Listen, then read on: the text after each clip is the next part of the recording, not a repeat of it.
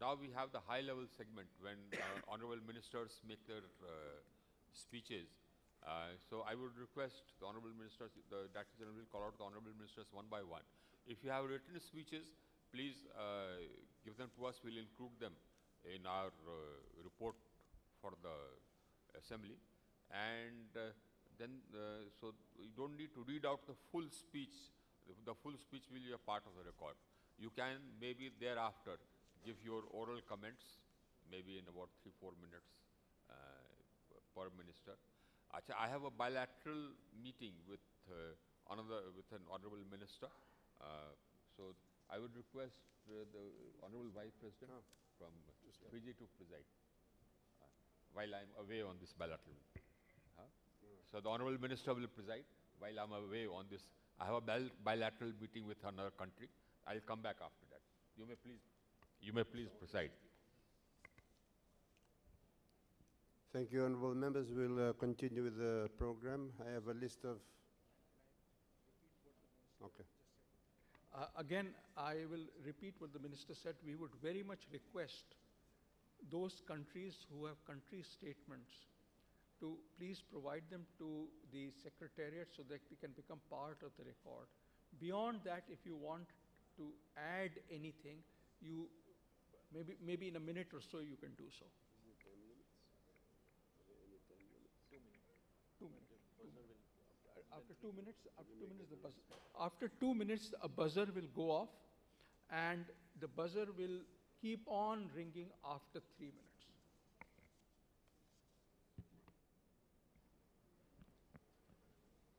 Thank you. I think we had a. Is there a query there? We have a light on. Is there a query? I have a list of the order of. I have the list of the ministers attending the ISA here. Sorry, I think you wanted to say something. You wanted to say something, please. I cannot hear you.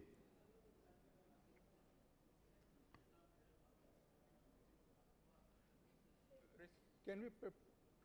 Can we have this on, please?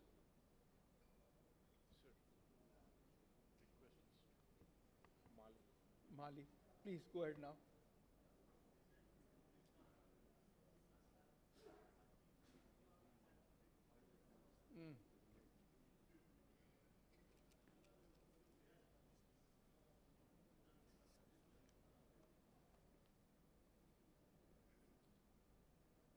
I'm sorry, I cannot hear what you're saying. Is the mic on?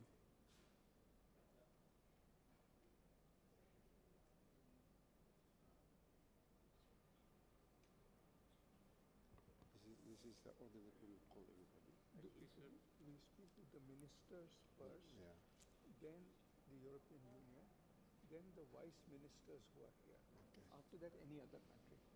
While they're sorting out the power on the microphone, we have a list. We will start the address with the list of ministers that are attending, followed by the European Union, and then after that we have the list of the vice ministers. We have a list of 13 ministers that are in the assembly today, so we will be starting off with the ministers first. And with the approval of the assembly, I'll proceed by, first of all, going in this order. Is this the order? This order? So we will proceed with the ministers that are available. Can we get that mic to speak, or the next mic? Which mic? If that one is not working. I think so, sir. They are going by this Suriname, India. Yeah, वो ठीक है, but why can't he speak? Because sir, Mali उनका नीचे है. तो कोई बात नहीं है, उससे कहो माली ऑन करे. Can we have Mali, please? Can we have mic for Mali, please? Donc le Mali demande.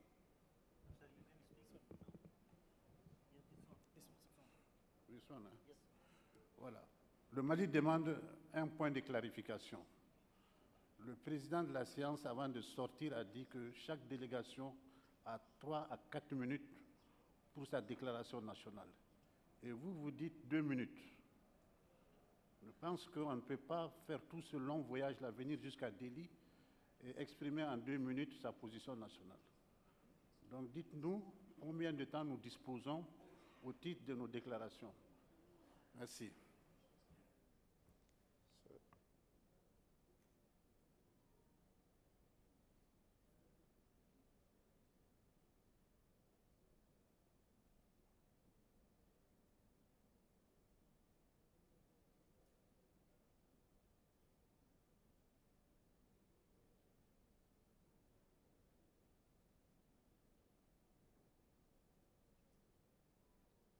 Thank you. Your point is taken.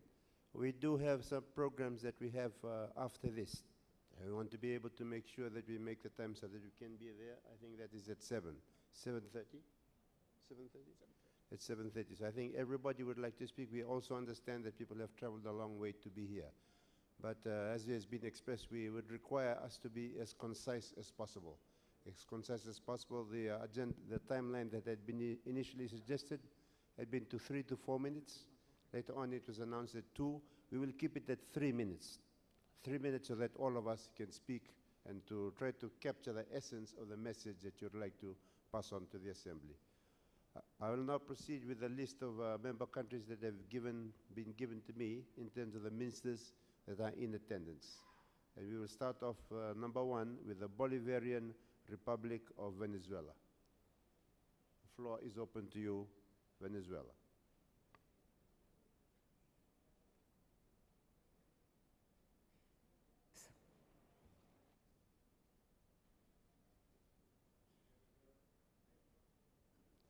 Venezuela is not in the house. Buenas tardes. Ok, buenas tardes. Gracias, señor presidente. En nombre del Gobierno y del pueblo de la República Bolivariana de Venezuela, saludamos a los distinguidos delegados de los países que conforman la alianza y a todo el personal de la Secretaría de este organismo. En especial, deseamos agradecer y felicitar al doctor Ajay Matur por su exitosa gestión al frente de la Dirección General de la Alianza Solar Internacional. En primer lugar, nos complace informar que en Venezuela se han instalado más de 3.300 sistemas fotovoltaicos y ponemos a la disposición de todos los países miembros de la ISA la experiencia que hemos adquirido con ello.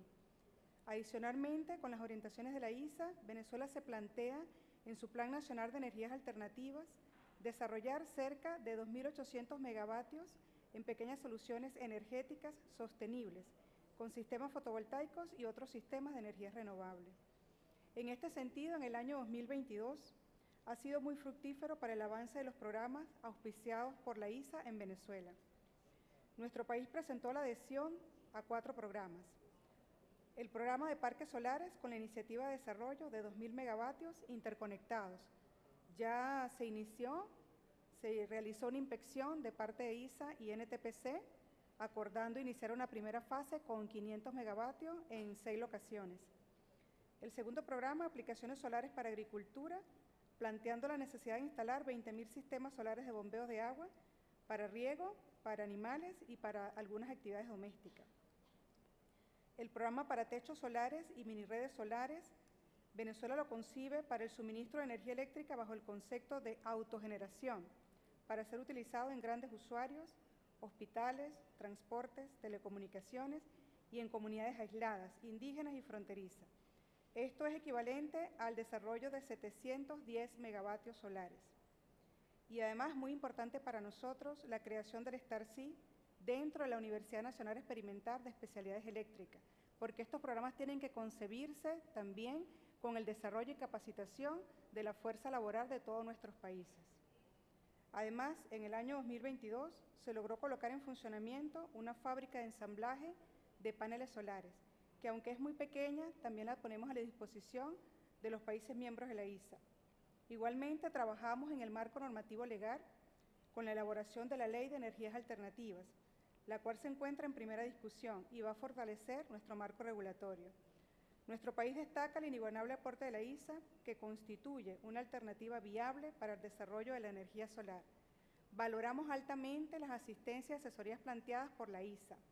Señor presidente, aprovecho esta ocasión para reiterar la propuesta de nuestro presidente Nicolás Maduro de ayudar también con la iniciativa solar a los países pertenecientes a Petrocaribe. Asimismo, dentro de nuestro plan de desarrollo económico y social, el gobierno venezolano asume como política de Estado su compromiso ambiental con el objetivo de contribuir con la preservación de la vida en el planeta. En síntesis, agradecemos la designación de Venezuela para asumir la vicepresidencia para América Latina y el Caribe y estamos comprometidos en el desarrollo de la región. Gracias, señor presidente. Thank you very much, Venezuela. We have a number of countries that are coming up on the list there. So I will continue with, I have the complete list of ministers here, but we'll also do with those who have suggested that they speak immediately. So we'll, next floor is open to the Republic of Suriname.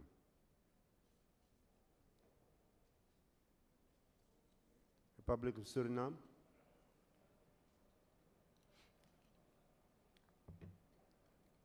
Thank you for giving me the floor.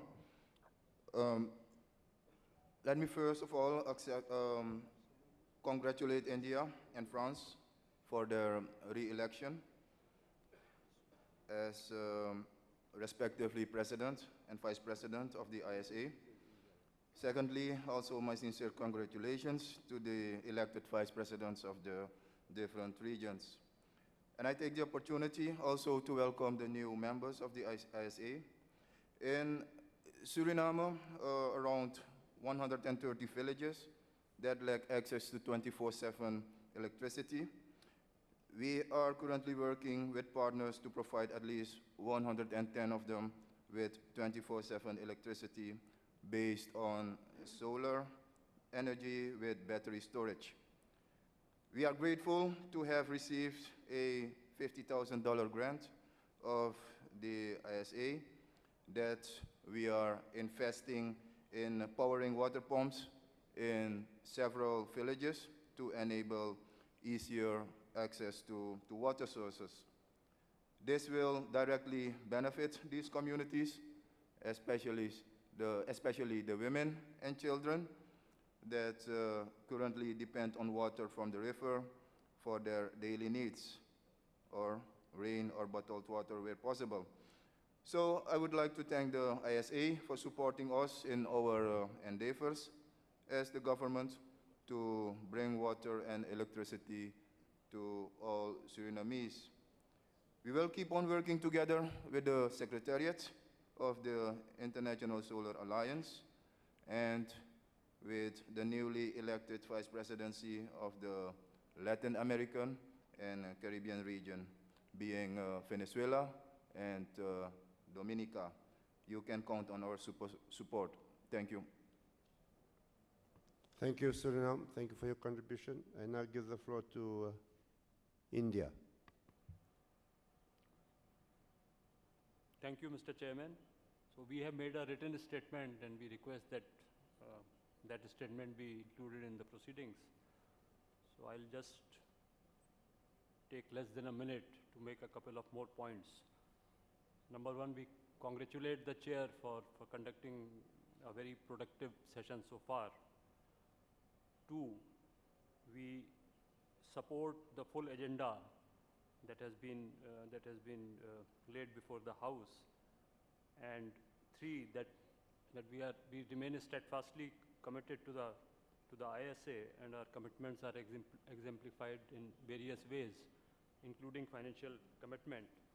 And last, we urge other countries, other member countries, to also contribute generously to support the ISA. Thank you. Thank you, India, for a very concise and precise statement capturing the essence of your message. Floor is now given to the Federal Republic of Somalia.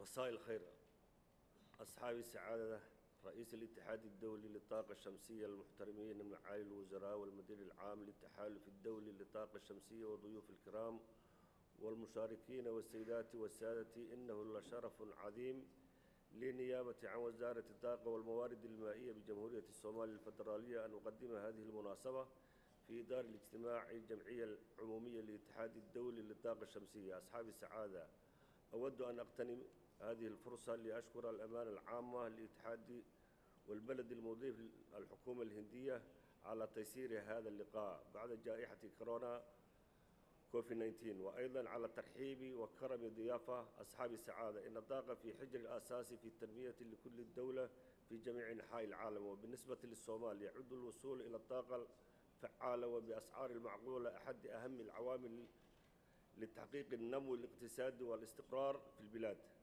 والقارة الإفريقية بشكل عام غنية بموارد الطاقة المتجددة ووفرة أشعة الشمس، والتي من خلالها يمكن أن تنتج طاقة شمسية كافية، ولن تكون هناك مشكلة من ناحية فنية في تطوير موارد الطاقة المتجددة المتاحة المحتملة.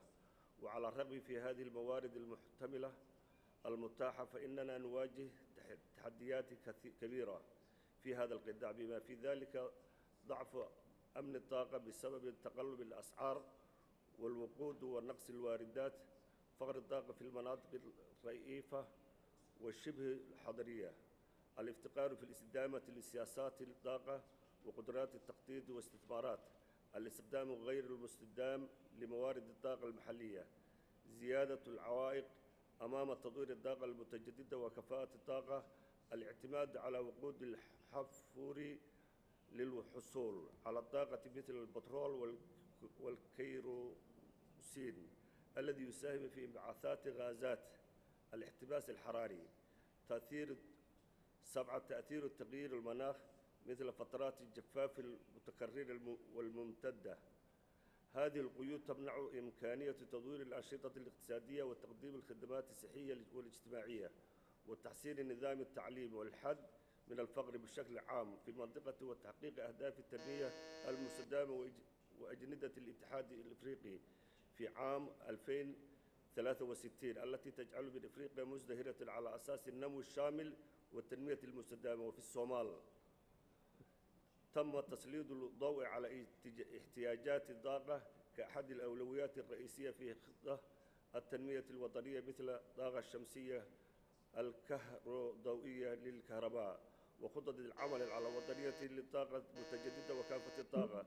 وتركز الوزارة حاليا على بناءات تمكينية لسياسات واللوائح المطلوبة ومشاريع التهجين بالطاقة الشمسية مع الأجيال الحالية وتركيب الطاقة الشمسية للمرافق الصحية والمدارس والمباني العامة وتسهيل القدرة المركبية للطاقة الشمسية الكهروضوئية لأن هي حوالي 45 ميجاوات، وهدفنا هو إضافة جديدة تبلغ 200 ميجاوات بحلول عام 2035.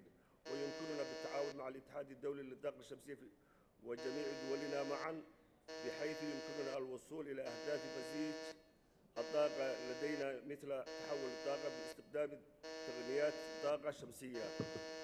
وشكرا جزيلا.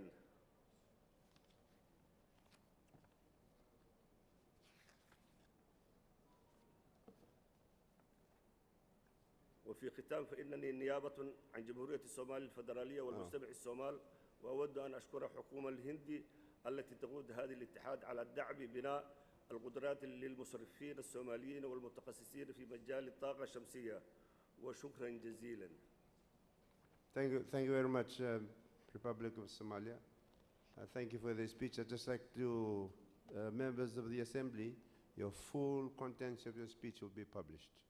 It will be published in the minutes, but we're asking you to summarize the critical essence of the message, to give that here, but you can still have the full speech that you want. Your full report will still be published in the report by ISA at the end of this. So please try as much as possible to keep within the timelines.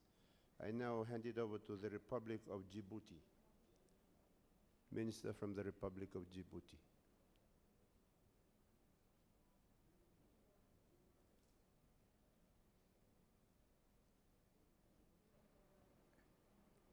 Yes, hello, excuse me.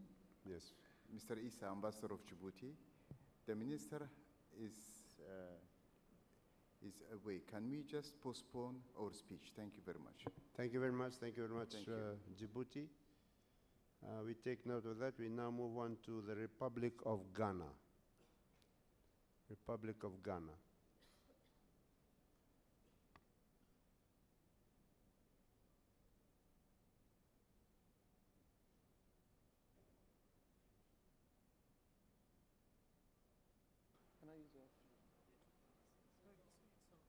Okay. Thank you very much for the opportunity, Mr. Director General. Ghana is pleased to be attending the 5th General Assembly, and I commend your leadership for putting together this highly important assembly.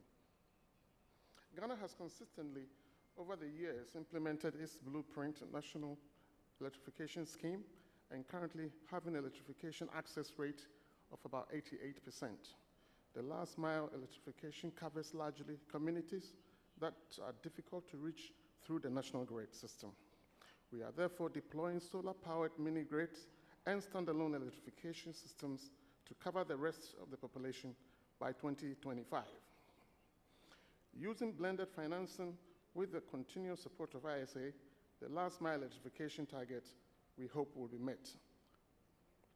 We have just launched the implementation of the Ghana Scaling Up Renewable Energy Program, SREP, with $85 million concessional facility from the Climate Investment Fund, African Development Bank, the Swiss government, and the Ghana government.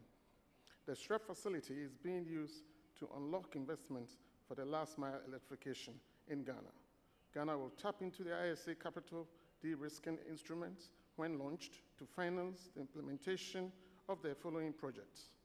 We wish to do 150 units of mini-grids to serve an estimated 1.25 million population, empowered mainly by solar PV and battery storage. Currently, we have 5 units renewable energy powered mini-grids, and that are serving about 10,000 people, and we have 3 additional under construction. We're hoping to obtain 47,000 standalone solar PV systems, install public facilities such as clinics, schools, security outposts, and also an additional 1 million portable solar-powered lanterns for the population in the hinterlands that have not been reached yet.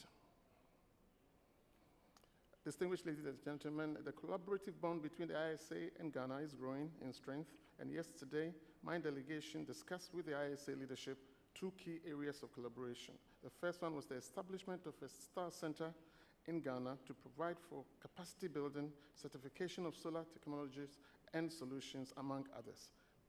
To this end, we will be working with the ISA in the coming days to undertake the framework study for establishment of STAR Center in Ghana. Thank you, Mr. President. Thank you very much, Ghana, for your speech this afternoon. And now the floor is given to the Republic of Malawi. Republic of Malawi.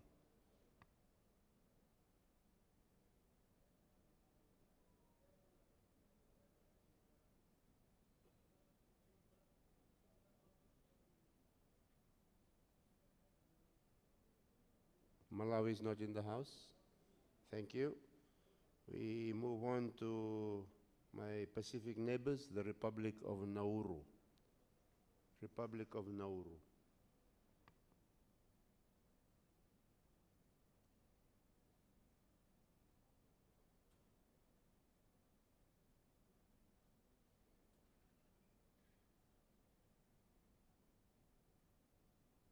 Right, it seems that Nauru is not present right now. We'll move on to the Republic of Rwanda.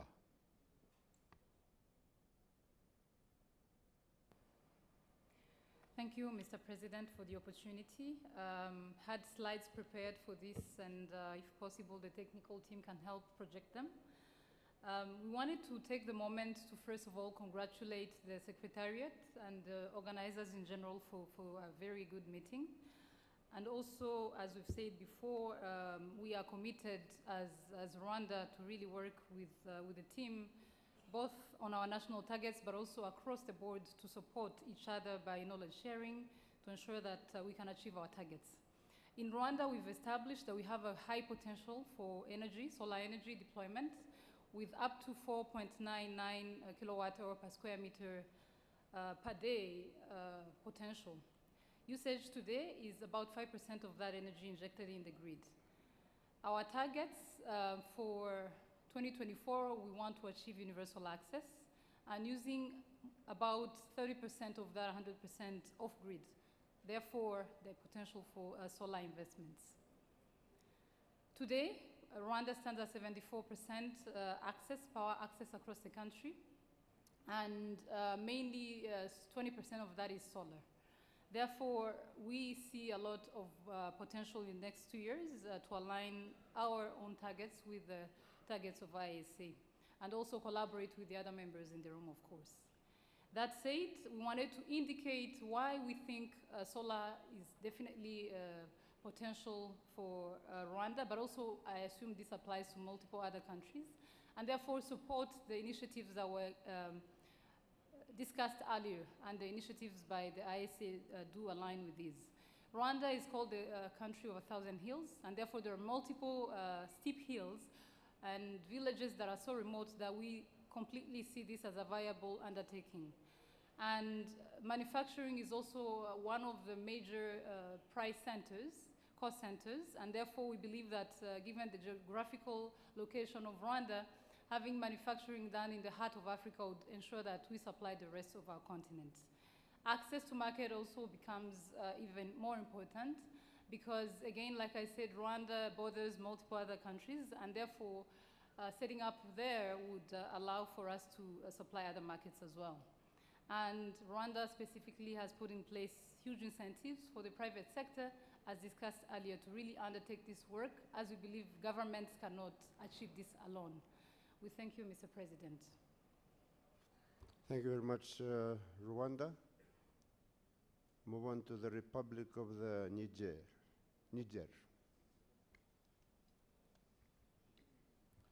Monsieur le Président de l'Assemblée générale, Mesdames et Messieurs les ministres et chefs de délégation, tout protocole respecté, je voudrais tout d'abord remercier le gouvernement indien pour l'accueil et la qualité de l'organisation.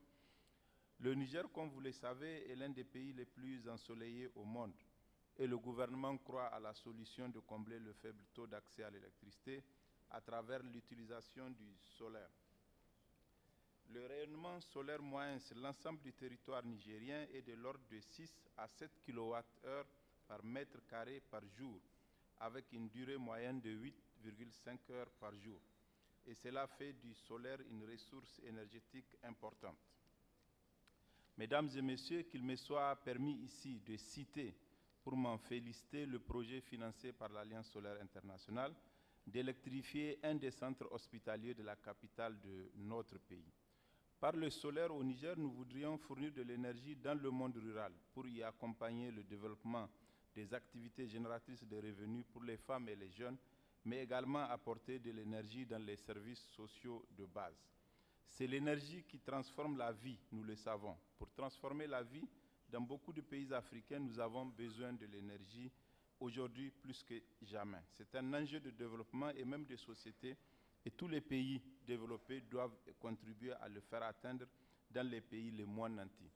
C'est pourquoi le Niger appelle à la mise en place d'un pacte entre les États, l'Alliance solaire internationale, les bailleurs et le secteur privé afin de rendre l'accès et l'usage des équipements solaires à la portée des plus faibles d'entre nous.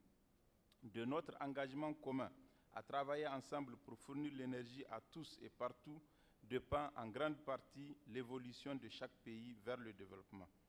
Mesdames et Messieurs, j'avais dit plus haut que le choix du solaire au Niger est un choix politique majeur et c'est pour cela que j'ai le plaisir de profiter de cette tribune pour vous informer que le Niger organise du 9 au 11 mai 2023 la première conférence internationale sur l'énergie solaire sous la présidence de notre président de la République, son Excellence Mohamed Bazoum. Je voudrais donc solennellement vous y inviter tous à y prendre part. En espérant vous recevoir à Niamey en mai 2023, Inch'Allah, je vous remercie pour votre aimable attention. Thank you very much, Honorable Minister, for your address. We now move on to the Republic of Yemen. Republic of Yemen.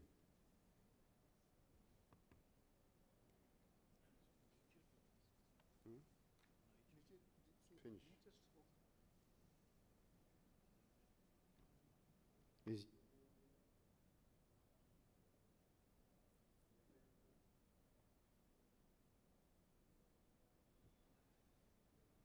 Since Yemen is not here, we will now move on to the Union of the Comoros. Union of the Comoros. Monsieur le Président, Madame la Vice-Présidente et honorable ministre, chers délégués, je représente Monsieur le ministre de l'Énergie, de l'Eau et des Hydrocarbures de l'Union des Comores, que pour des raisons ne dépendant pas de ses volontés, il a annulé le voyage vers New Delhi à la dernière minute.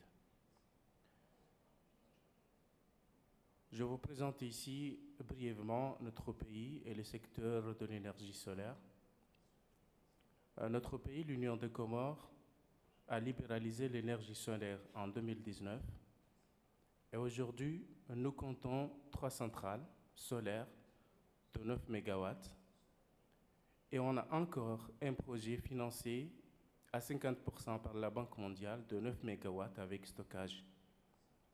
Avec cette vitesse, voilà pourquoi nous, l'Union des Comores, on a assisté et on a suivi tous les programmes de l'Alliance solaire internationale, car nous savons que le solaire peut aujourd'hui défier toutes les autres énergies dans le monde. Et pour cela, on aimerait bien vous inviter tous à venir dans notre cher pays, à investir dans le secteur de l'énergie et surtout dans l'énergie solaire. Monsieur le Président, permettez-moi ici de vous remercier du solaire de démonstration que l'Alliance solaire a financé pour l'alimentation de 2 centres de santé de notre pays qui va faciliter l'accès aux soins pour toute la population. Sur ce, vous aurez le discours qui sera envoyé dans le secrétariat général et je vous remercie.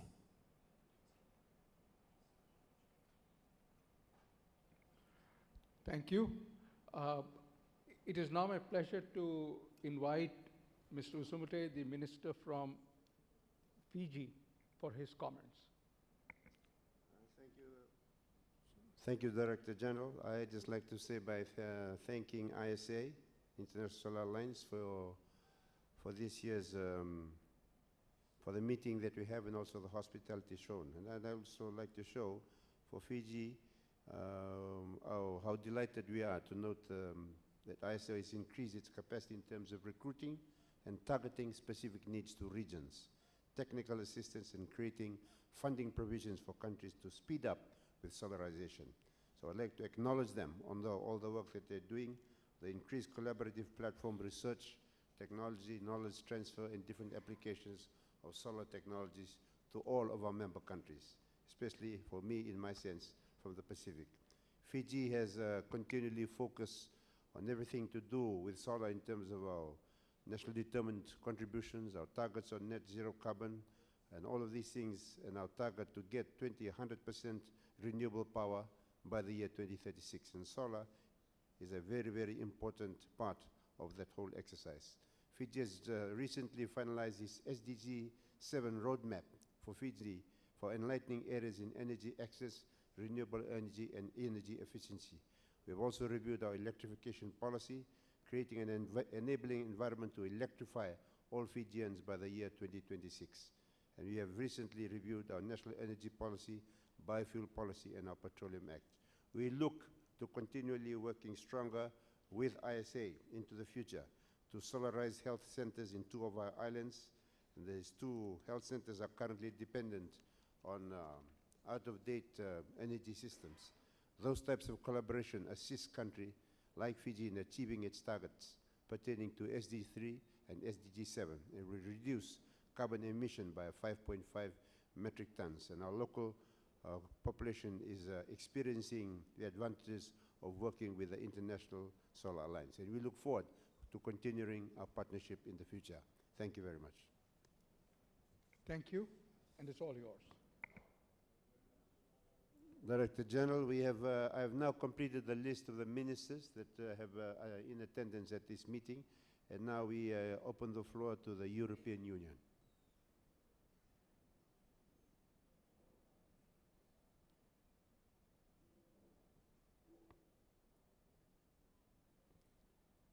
Representative of the European Union.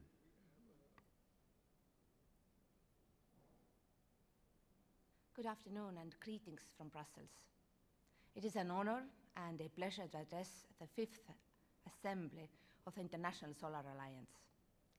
Today's assembly takes place a month after I visited Delhi and had excellent discussions with the President of the International Solar Alliance, Minister Singh, and the Director General, Dr. Mathur. We all agree that the need for renewable energy, including solar energy, is now greater than ever. The world will come together in a few weeks at COP27 in Egypt to discuss the existential threat of climate change. All over the world, we are facing increasingly severe impacts. For Europe, the role of renewables has become even more significant because of another tragedy, this one political, Russia's war against Ukraine. There was a time when people thought that renewables were less reliable than fossil fuels. This year has taught us that being dependent on fossil fuels, especially those from Russia, is both unpredictable and unsustainable. Moving to renewables is a strategic investment in security and sustainability. Every kilowatt hour of electricity we generate from solar, wind, hydropower, or biomass is one less that we rely on fossil fuels. The sooner we can diversify our energy sources, improve energy efficiency, and introduce renewables, the better. The International Solar Alliance is a perfect example of the kind of partnerships we need to make the green revolution happen. Solar energy can be an especially useful tool in building the new global energy system, as it's affordable, flexible, and abundant almost everywhere. Through the International Solar Alliance, we can learn from each other how to finance, promote, and deploy solar energy. And very importantly, how to secure global supply chains for the solar energy sector. This has been a priority topic since the pandemic, when we learned what it means if global supply chains are suddenly interrupted. To address such risks, the EU is working with its international partners to make the solar supply chains more diversified and more resilient. The European Commission has always been and will remain a strong supporter of the International Solar Alliance. More and more EU member states are joining, and we will certainly urge others to follow suit. Doing so will support the goals we have set ourselves in Europe. The EU is committed to become climate neutral by 2050 and reduce our greenhouse gas emissions by at least 55% by 2030, a huge challenge for which we will need solar. Let me briefly tell you about the EU's plans for solar energy. As part of our REPowerEU plan to phase out fossil fuel supplies from Russia, we aim to achieve 45% renewable energy in our mix by 2030. To support this goal, we have adopted a new EU solar strategy. With it, we want to go from 136 gigawatts of installed PV in the EU in 2020 to 320 gigawatts by 2025 and to almost 600 gigawatts by 2030. These are big leaps, but our solar strategy has 4 key areas that help us to achieve it. First, promoting massive deployment of solar PV on buildings through the European Solar Rooftop Initiative. Second, making permitting procedures for solar installations shorter and simpler. Third, ensuring an ample and skilled workforce for producing and deploying solar energy across the EU. And finally, launching a European Solar PV Industrial Alliance. We want a resilient value chain, especially when it comes to manufacturing. All of you participating today understand how precious solar energy is.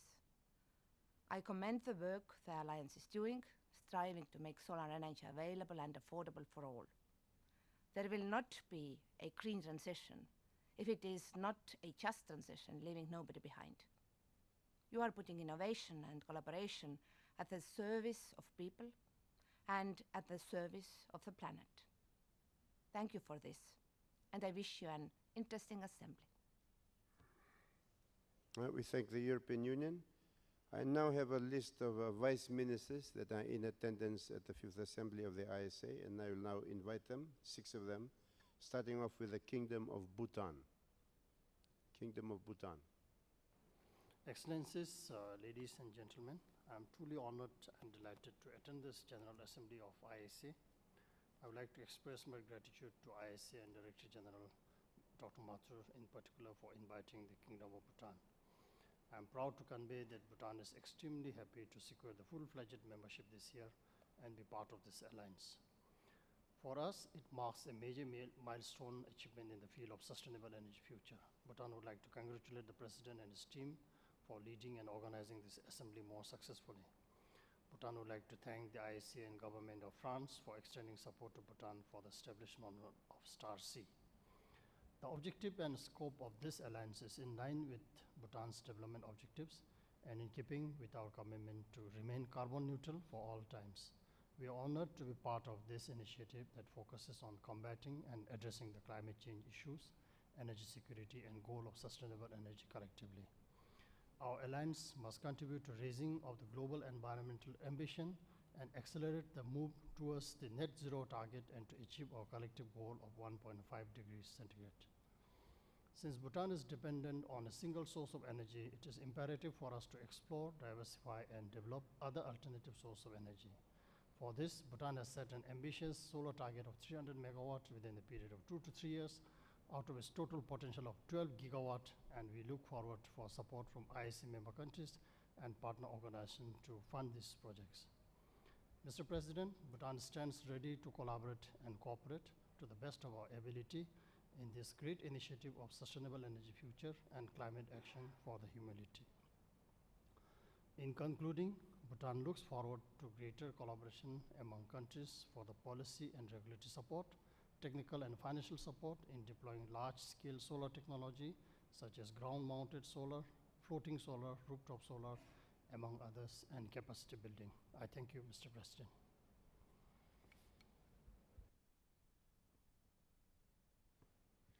Thank you to the Kingdom of Bhutan for your statement. Now we give the floor to the Kingdom of Cambodia.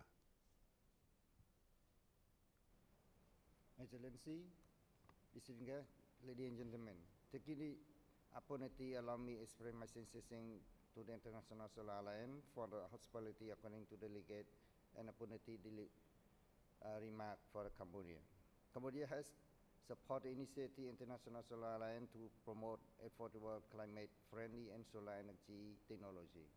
And I would like to reiterate Cambodia's commitment to clean and renewable energy, in particular solar. And we are committed to increase our renewable energy investment. And we all know the energy has played and continue playing an important part of economic development in our country. The vision of energy policy is achieving adequate energy supply that is sustainable, stable, of higher quality, and affordable throughout the Kingdom of Cambodia. To attend four strategy priority are put in place, we are firstly develop adequate power source and transmission line and all level in line with the plan. Maintenance, safety, quality, and security of supply reasonable price. Secondly, to promote the participation of the private sector investment in energy infrastructure, both production, transmission, and contribution, including attention to technical economic efficiency and minimize the impact of the natural environment and society.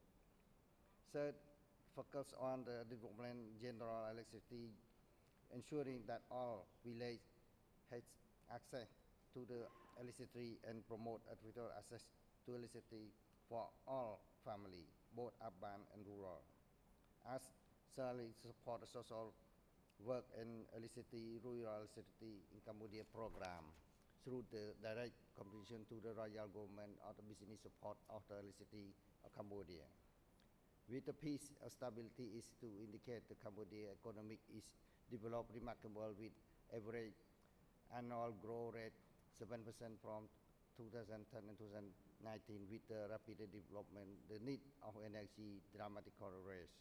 Therefore, it is taking into account that mixed energy generation is changing the consider including the more solar, biomass, and renewable sources. Cambodia congratulates the successful arrangement of force successfully amid challenge for the global COVID-19. We took note the progress of ISSAN program, activity and initiative to support for the strategic plan, Fifth Assembly. Thank you. Thank you very much, Kingdom of Cambodia. And I'll give the floor to the Republic of the Seychelles.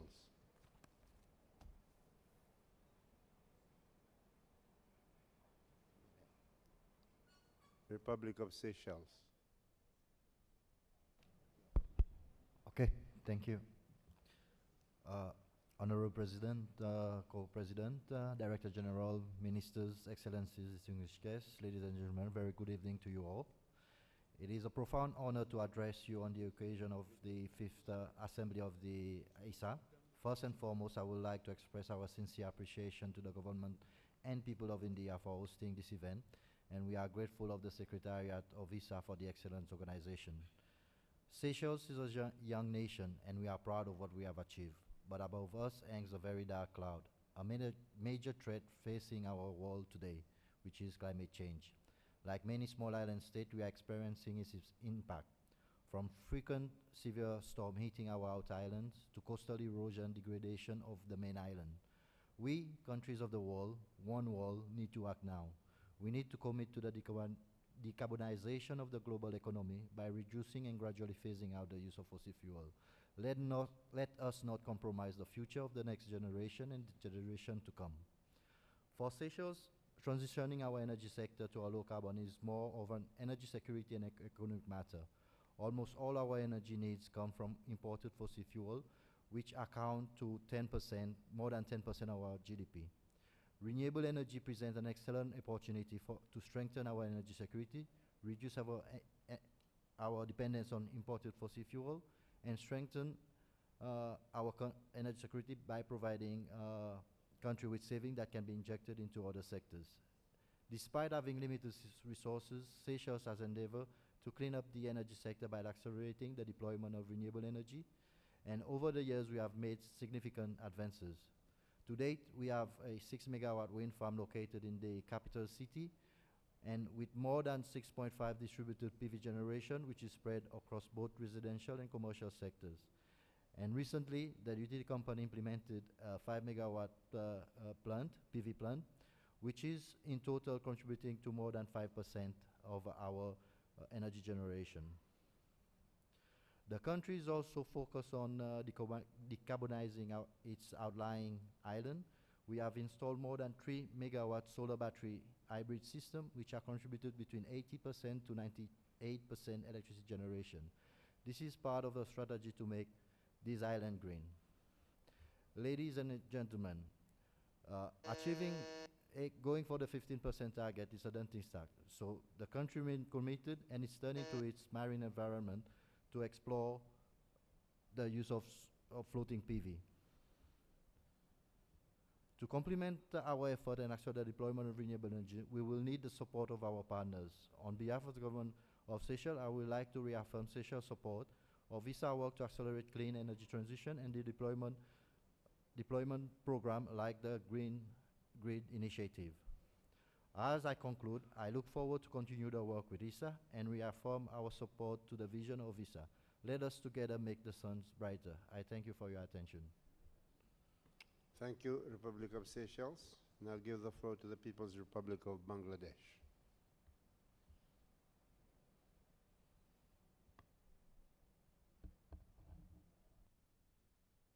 Present here. Oh, sorry.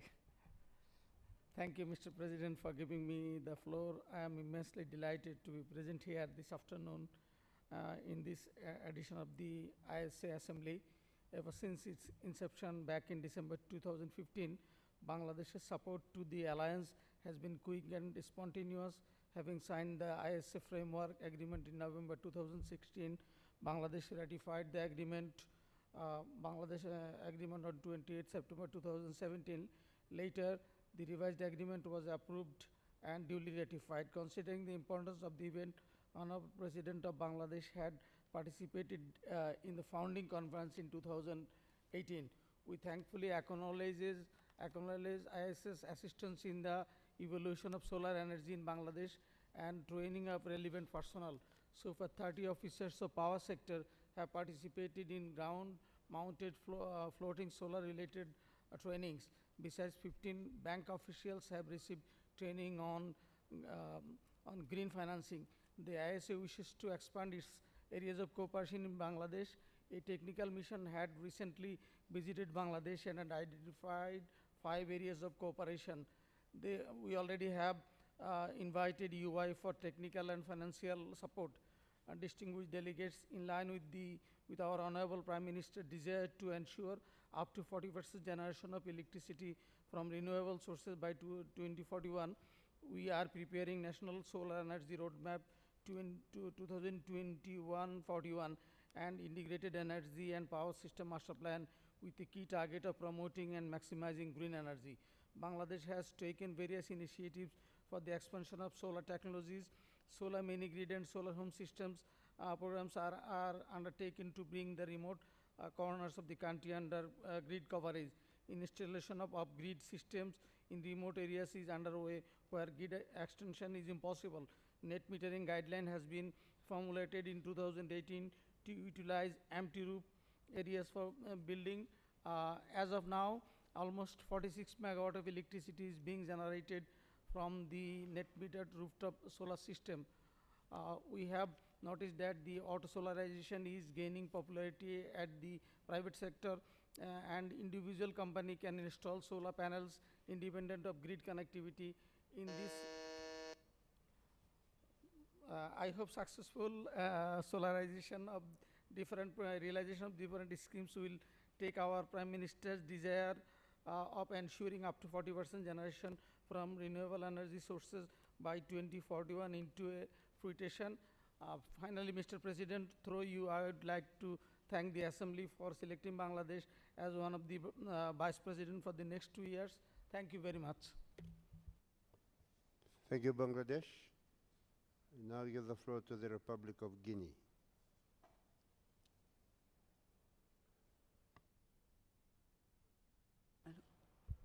Allô? Monsieur le co-président de l'Assemblée de l'Alliance solaire internationale, Monsieur le vice-président, Mesdames et Messieurs les ministres, Mesdames et Messieurs les ambassadeurs, co-commissaires, honorables invités, je voudrais tout d'abord féliciter le président et le co-président pour leur élection à la présidence et à la co-présidence de l'Assemblée de l'Alliance solaire internationale. Permettez-moi, au nom de la République de Guinée, que j'ai l'honneur de représenter à cette 5e Assemblée, de remercier le gouvernement indien pour l'accueil chaleureux qui a été réservé à la délégation guinéenne. Mes remerciements vont également au directeur de l'Alliance solaire internationale ainsi qu'à son secrétariat pour la parfaite organisation de cet événement. Reconnaissant que l'énergie solaire offre au pays des ressources énormes et une possibilité sans précédent et qu'elle apporte prospérité, sécurité énergétique et développement durable aux populations, la République de Guinée s'est résolument engagée à développer des projets solaires photovoltaïques tels que le projet pour la fourniture en électricité et en eau potable de cette université et le projet solaire d'électrification et de réfrigération de 200 infrastructures sanitaires. Une ligne de crédit nous a été accordée par le gouvernement indien à travers Exim Bank pour le financement de ces projets. Qu'il en soit remercié de passage. Nous restons conscients du rôle global de l'Alliance solaire internationale dans la transition vers une énergie propre dans le monde. La Guinée est convaincue qu'avec le soutien de l'Alliance solaire internationale, elle pourra poursuivre sa transition énergétique. Je vous remercie de votre attention. Je souhaite plein succès à nos travaux.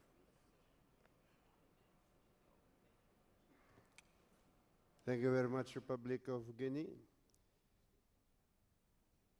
I now give the floor to the Republic of Madagascar.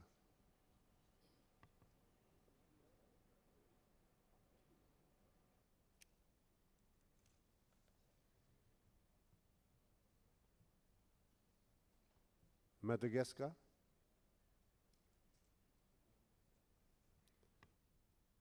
Madagascar is not here. We have one ministerial address by video online from the Minister of the United Arab Emirates.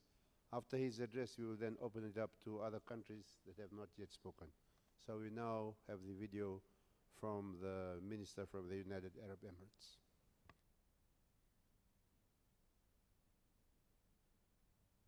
Your Excellencies, distinguished colleagues and friends, Good morning, good afternoon, and good evening, everyone.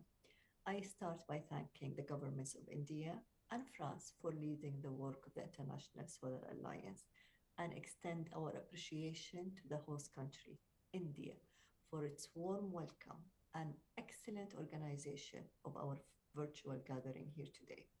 I also would like to welcome Dr. Ajay Mathur to his first General Assembly as the ISA.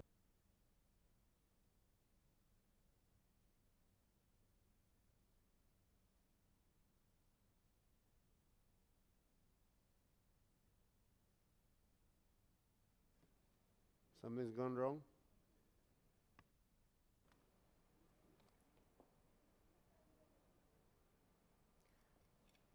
Thank you, Your Excellency. I just want to highlight that was from last year's address, and we have sent a new video for our Minister, Her Excellency, Minister Mariam. I wish for that video to be played, please. Thank you so much. My name is Nawal Hosseini. I'm the UAE Permanent Representative to Irene, now point of contact for this assembly. Thank you.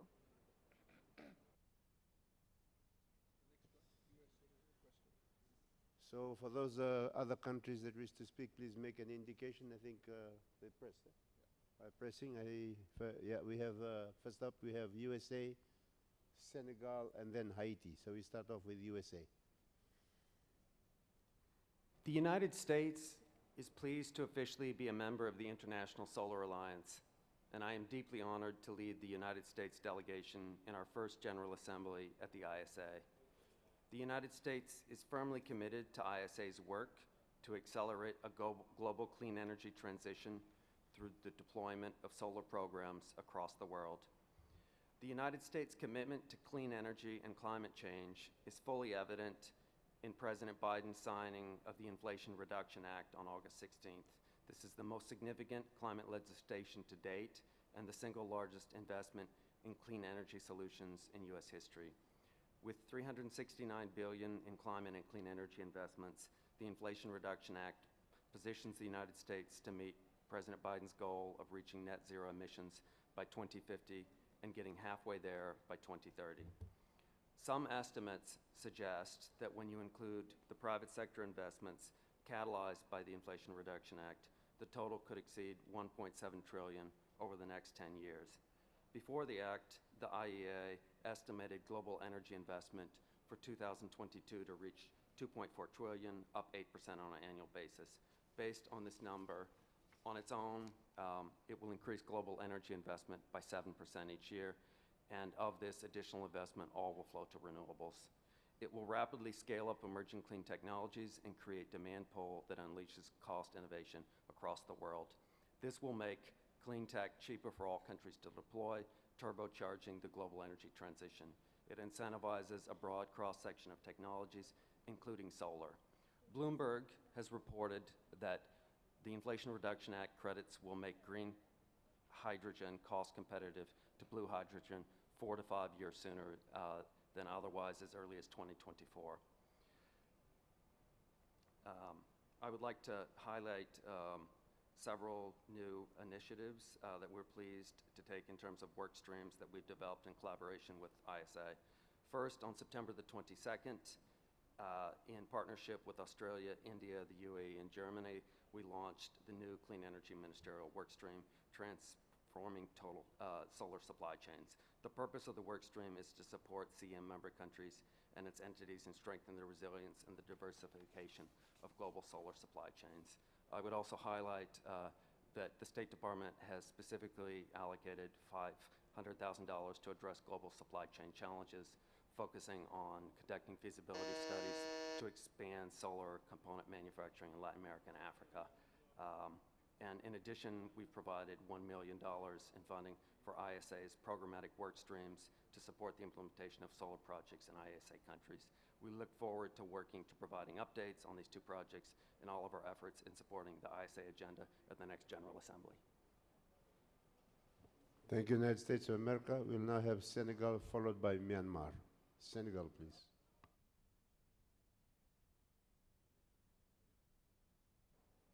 Merci, Monsieur le Président. Au nom de Madame le ministre du Pétrole et des Énergies du Sénégal, empêché, je voudrais féliciter le secrétariat pour l'organisation de cette 5e session.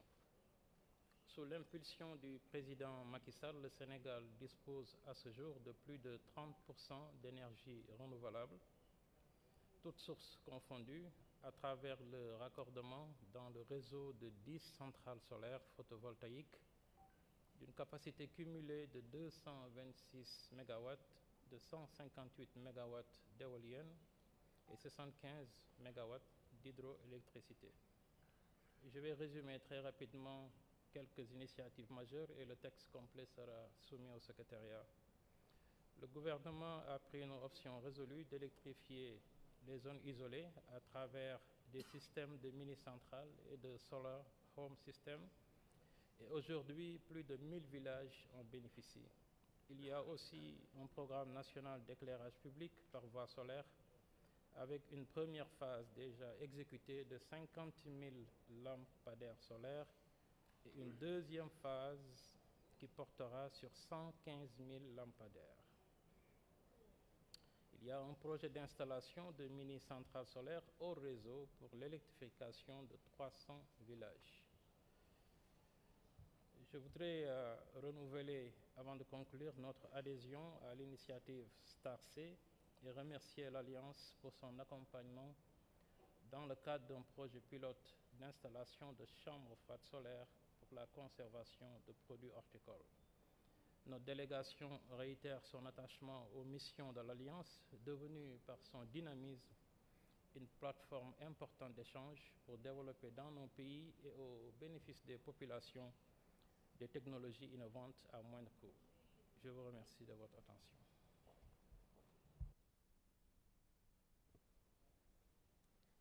Thank you, Senegal. We will now have Myanmar to be followed by Burkina Faso. So Myanmar, please. Thank you, Mr. President. I would like to highlight a few of the initiatives undertaken in the electricity sector of Myanmar. In 2019, the first phase of 40 megawatt of the Membu solar plant has been successfully connected to national grid. In December 2021, the second grid connected 30 megawatt.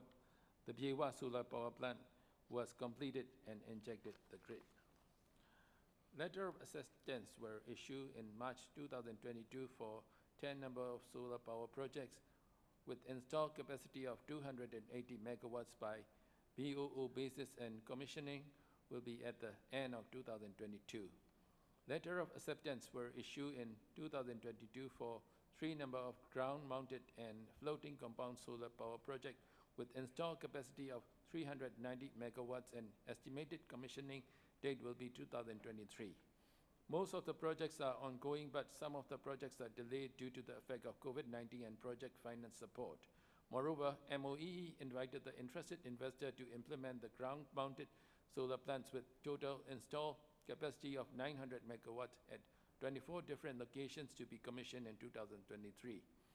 On the other hand, MOE is planning to implement clean fuel project as the electric vehicle and trying to have the policy and regulation for the rooftop solar in household, industrial zone and shopping complex for self-consumption and exporting excess power to the grid. Ministry itself has sample grid-connected rooftop solar system of 200 kilowatt installed on the roof of Ministry Training Center. To be in line with the UNFCCC decision, we Myanmar developed National Determined Contribution NDC, in which Myanmar commits to an unconditional target for renewable energy, excluding hydro, of 11% by 2030. With sufficient international support, Myanmar aims to increase the RE contribution to 17% and would make proportionate reduction in the percentage of electricity generation from coal.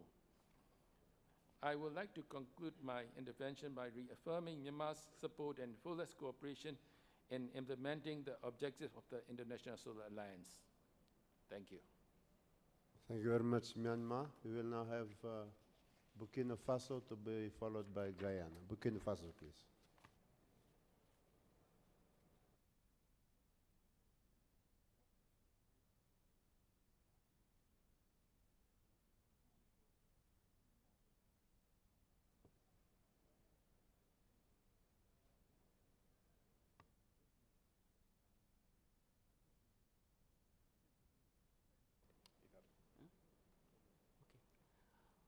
Honorable Président, honorable délégué, je prends la parole au nom du département en charge de la mise en œuvre du plan d'action national des énergies renouvelables du Burkina. Le gouvernement du Burkina a fait de l'accès universel des populations aux services énergétiques de qualité et à moindre coût son cheval de bataille et s'est fixé comme objectif de parvenir à un taux de pénétration en énergie renouvelable de 36% à l'horizon 2030. En effet, la majorité de l'électricité est générée par des combustibles fossiles importés et seulement 19% de la population a accès à l'électricité, dont 3% en milieu rural. Ce qui notamment entraîne des difficultés et retarde le développement des secteurs clés tels que le secteur de la santé. Les établissements de santé ruraux utilisent aujourd'hui des générateurs diesel coûteux et dangereux pour l'environnement pour maintenir un approvisionnement énergétique limité ou utilisent tout simplement des lampes de poche pour offrir un éclairage temporaire. De plus, sans électricité, certains équipements médicaux importants ne peuvent être utilisés. Il devient donc difficile de traiter les patients dans les centres de santé. C'est donc dans ce sens que des initiatives sont nées afin de résoudre les problèmes énergétiques dans les centres de santé. Ainsi, l'Alliance solaire internationale, à travers son initiative de démonstration dans les centres de santé, a financé un projet d'électrification solaire de 2 CHR, centres de santé, dans la région du centre-nord, dont les communes rurales de Louda et Korsimoro. Le coût total est estimé à environ 47 914 $. En outre, les études techniques réalisées dans les 10 centres ont permis d'établir que le besoin énergétique pourra être satisfait à Louda avec un système de 10 kWh et à Korsimoro avec un système de 12 kWh. Le projet permettra donc de subvenir aux besoins énergétiques des centres pendant au moins 20 ans. L'impact du projet de démonstration semble prometteur.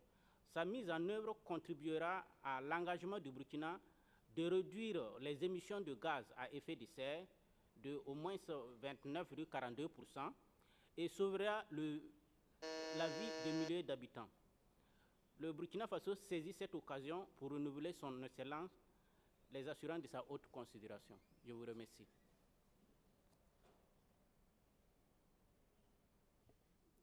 Thank you, Burkina Faso. We will now have Guyana to be followed by Mali. Thank you, Mr. President. The government of Guyana remains committed to realizing the objectives and targets of its low-carbon development strategy 2030, particularly investing in clean energy to stimulate future growth and providing affordable, stable, and reliable energy to benefit both households and businesses. As part of the sustainable energy transition, the government is advancing an energy mix of hydropower, natural gas, solar, and wind, leading to more than 500 megawatts of newly installed capacity. This expansion in installed capacity is geared towards addressing the anticipated tripling in electricity demand. Ultimately, these plans will decouple economic growth from using fossil fuels for electricity by developing low-carbon energy resources to meet rapidly rising demand and keeping greenhouse gas emissions low. Over the last 10 years, more than 8 megawatts of grid-connected and off-grid solar installations would have been installed at 442 locations across the country. In keeping with the country's low-carbon development strategy, the government's programs between 2021 and 2022 would complete the installations of 2 solar farms, 28 solar mini-grids, and 29 off-grid locations, totaling 3.415 megawatts of installed capacity, avoiding 3,442 tons of carbon dioxide per year and benefiting some 52,940 persons. These installations provide direct benefits to students, teachers, healthcare workers, and to residents accessing those services in various communities. The integration of the renewable energy has resulted in the reduction in the use of fossil fuel and the avoidance of carbon dioxide emissions. The renewable energy projects have been able to demonstrate the practical application of renewable energy technology in the local context and raise awareness. Further, the government has recently signed an agreement to develop additional solar PV farms totaling 33 megawatts. Guyana remains committed to the objectives of the International Solar Alliance and joins the ISA in advancing our collective interests towards solar energy in our country. I thank you. Thank you, Guyana. We will now give the floor to Mali, to be followed by Algeria. Monsieur le Président, permettez-moi de saisir cette occasion pour réaffirmer l'engagement des plus hautes autorités maliennes à travailler la main dans la main avec l'Alliance solaire internationale et de souligner la qualité de la coopération que la République du Mali entretient avec la République de l'Inde. J'adresse les remerciements des autorités maliennes à tous les pays membres ayant porté la confiance à la République du Mali pour assurer le poste de vice-présidence de la région Afrique pour la période 2022-2023. Je félicite la République fédérale de la Somalie pour sa nomination à la présidence de la région Afrique. Monsieur le Président, mon pays, le Mali, reste engagé dans toutes les activités de l'Alliance solaire internationale et a l'ambition de faire profiter la population malienne et africaine en général de son potentiel solaire pour assurer son développement socio-économique. Monsieur le Président, je profite de cette auguste assemblée de l'Alliance solaire internationale pour saluer les interventions de National Terminal Power Corporation, NTPC, qui a en charge les études de faisabilité pour le développement d'un parc solaire de 500 MW et la réalisation des projets de démonstration de solarisation des centres de santé et le pompage solaire dans mon pays, le Mali. Je peux affirmer ici que les installations des équipements de démonstration de la solarisation des centres de santé ont effectivement commencé. Le dit projet a eu des échos favorables auprès d'autres partenaires du Mali, comme le PNUD. Il sera ainsi couplé avec le projet de digitalisation des centres de santé télémédecine financé par le PNUD. Monsieur le Président, je vous prie de bien vouloir faire circuler l'intégralité de l'intervention du ministre malien des Mines, de l'Énergie et de l'Eau comme document de la 5e assemblée de notre organisation. Je vous remercie de votre aimable attention.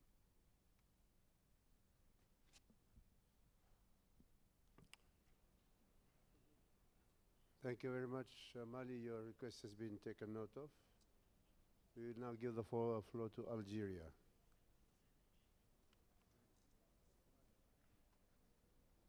Is it Algeria?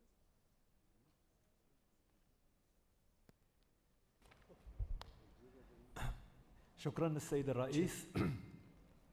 إن الجزائر أدرجت الطاقات المتجددة ضمن أولوياتها كضرورة وخيار استراتيجي، حيث كرست هذه الإدارة على مساعدة الحكومة في مايو 2021 على برنامج وطني لتطوير الطاقات المتجددة يهدف إلى إنتاج 15,000 ميجاوات في آفاق 2035. وعليه فقد تم إطلاق أول مناقصة في ديسمبر 2021 لإنجاز محطات شمسية كهربائية عبر عدة جهات في الوطن بإقدارية إجمالية تبلغ 1000 ميجاوات في إطار المرحلة الأولى من البرنامج الوطني لتطوير الطاقات المتجددة. بفضل سيداتي سادتي، بفضل الطاقات المتجددة سيكون من الممكن لنا الاستفادة على أفضل وجه ممكن من مواردنا التقليدية والحفاظ على احتياطاتنا من المصادر الأحفورية والوفاء بالتزاماتنا المتعلقة بالمناخ. في هذا الصدد أود أن أشيد بمبادرات التحالف، منها مبادرة الشبكة الخضراء أوسواغ، استراتيجية التحالف لتشجيع القطاع الخاص، إنشاء مركز لتطبيق وتكنولوجيات الموارد الشمسية ستارك، وكذا برامج الطاقة الشمسية في مجال الفلاحة والتمويل الواسع للطاقة الشمسية والشبكات الكهربائية الصغيرة والتطبيقات الشمسية على الأسطح، نقل وتخزين الكهرباء وتسخين وتبريد الشمسيين. وعليه ترافع الجزائر لتجسيد الانتقال الطاقوي الذي يعتمد على النجاعة الطاقوية والطاقات المتجددة بشكل يستجيب لاحتياجيات الاستهلاك الداخلي ويهدف إلى تصدير الطاقة كوسيلة لتنويع الصادرات خارج المحروقات من خلال برنامج التمويل الواسع للطاقات المتجددة للاستفادة من الدعم التقني المتعلق بالتحضير لإطلاق المشاريع الكبرى بالطاقة الشمسية. وفي الختام سيداتي وسادتي، إنه من الحكمة تعزيز تعاوننا الإقليمي من خلال التحالف الدولي للطاقة الشمسية للاستفادة من دعمه خصوصا من حيث آلية التموين المبتكرة والخبرة والبحث والتطوير والتسهيل والوصول إلى التقنيات المتقدمة، وكذلك لعقد شراكات مفيدة للجميع حيث ستسمح هذه الإجراءات بدعم الدول الأعضاء لمواجهة التحديات المماثلة أمامنا جميعا والعبارات للحدود وشكرا سيدي لأحسن الإصغاء. Thank you very much, Algeria. We give the floor now to Benin. Merci. Excellences, Mesdames et Messieurs, en vos rangs, grades et qualités, je prends la parole au nom du ministre de l'Énergie du Bénin, Son Excellence Donald Jean-Claude Oussou, empêché. Le secteur énergétique du Bénin s'est résolument orienté vers le développement des énergies renouvelables à travers sa politique nationale de développement des énergies renouvelables, ainsi que l'accès universel à l'électricité et aux autres formes modernes d'énergie à l'horizon 2030. Ainsi donc, le Bénin, à travers son plan national d'électrification, a prévu l'installation de mini-centrales solaires, près de 800 mini-centrales solaires pour l'alimentation des populations en milieu rural hors réseau. Le Bénin a connecté au réseau électrique sa première centrale il y a quelques mois de 25 MW. Cette centrale sera complétée de 25 MW supplémentaires afin de satisfaire les besoins des populations de la région Ilou-Lofin dans la commune de Pobé. Le Bénin également, en 2023, va connecter 4 centrales solaires d'une capacité totale cumulée de 50 MW. Et pour satisfaire les besoins en énergie de la zone économique spéciale située à Glodjibé, le Bénin va installer des centrales solaires, une au sol de 200 MW et une autre de 100 MW sur les toitures des industriels qui seront installés dans cette zone économique spéciale. Cette zone économique spéciale offre des avantages concurrentiels qu'on ne pourrait rencontrer nulle part dans le monde. J'invite donc les membres de l'Alliance solaire internationale à mobiliser leurs industriels à s'intéresser à cette zone. Le Bénin travaille au développement donc des énergies renouvelables et particulièrement l'énergie solaire. C'est pourquoi nous avons, dans le Code de l'électricité du Bénin qui réglemente le secteur de l'électricité, offert des avantages comparatifs à tous ceux qui souhaitent investir dans le domaine du solaire, que cela soit en milieu rural pour l'accès à l'électricité, qu'en milieu urbain ou connecté au réseau électrique. En dehors de cela, nous envisageons développer un programme national de chauffe-eau solaire afin d'assurer une maîtrise d'énergie et réduire notre dépendance par rapport aux énergies fossiles. Je vous remercie. Thank you, Benin. We now give the floor to Denmark, to be followed by Australia. Thank you, Honorable President, Vice President, Ministers, Excellencies, ladies and gentlemen. We are honored to take over the responsibility as Regional Vice President for the region of Europe and others. We look very much forward to this work. Thank you, Mr. President. Thank you very much, Denmark. The floor is now given to Australia, to be followed by Italy. Ministers, Excellencies, ladies and gentlemen, the International Solar Alliance continues to lead the global discussion on energy access, energy security, and driving the global energy transition. Australia would like to congratulate the ISA on its achievements in unlocking and mobilising investment in the global solar market, on its achievements in advocacy and analytics, including the release of 3 solar reports on technology, markets, and investment, and on its remarkable achievements in capacity building through the Star-C program. We would like to take this opportunity to recognise the contribution made by Prime Minister Modi of $10 million to the ISA for programs in the Pacific. The new Australian government, under the leadership of Prime Minister Anthony Albanese, is committed to supporting the ISA to implement a robust pathway for the adoption of solar in Pacific Island countries. We are committed to supporting the valuable work of the ISA Secretariat and have demonstrated this with a $1 million donation to the ISA Corpus Fund in late 2021. We have also provided funds for the solarization of health facilities in Tonga as part of the ISA Cares program, as part of our own ongoing support of the ISA in the Pacific region. Our new government has committed to more ambitious action on climate change, increasing our nationally determined contribution to 43% by 2030, putting Australia on track to achieve net zero emissions by 2050. Australia has a comprehensive set of policies to support the transition to renewable energy, and it is planned that by 2030, more than 82% of the electricity that we'll consume in Australia's national energy market will be generated by renewables.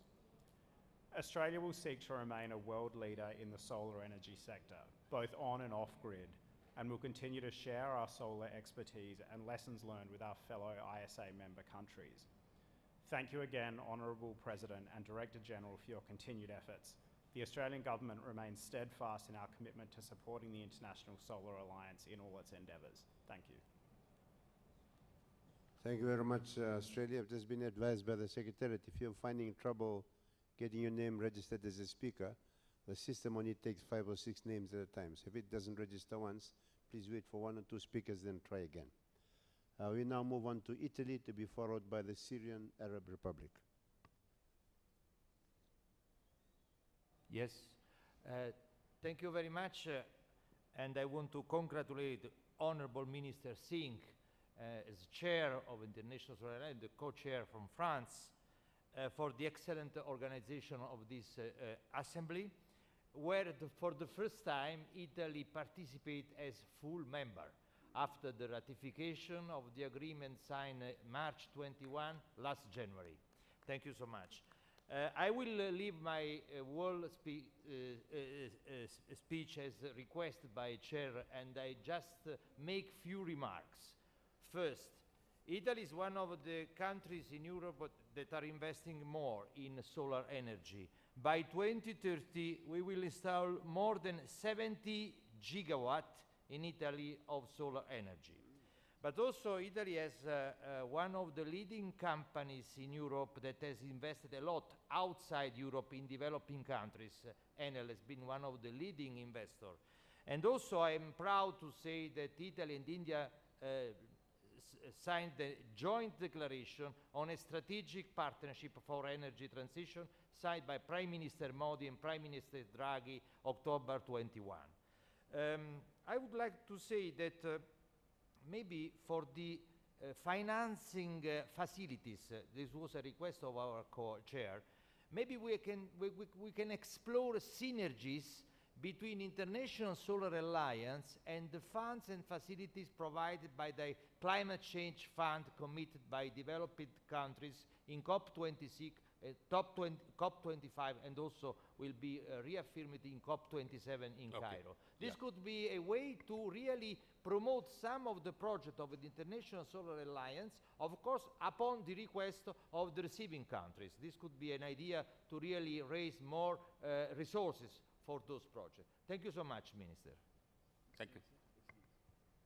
Thank you much, Italy, for your very useful suggestions. We now move on to the Syrian Arab Republic, to be followed by Ethiopia.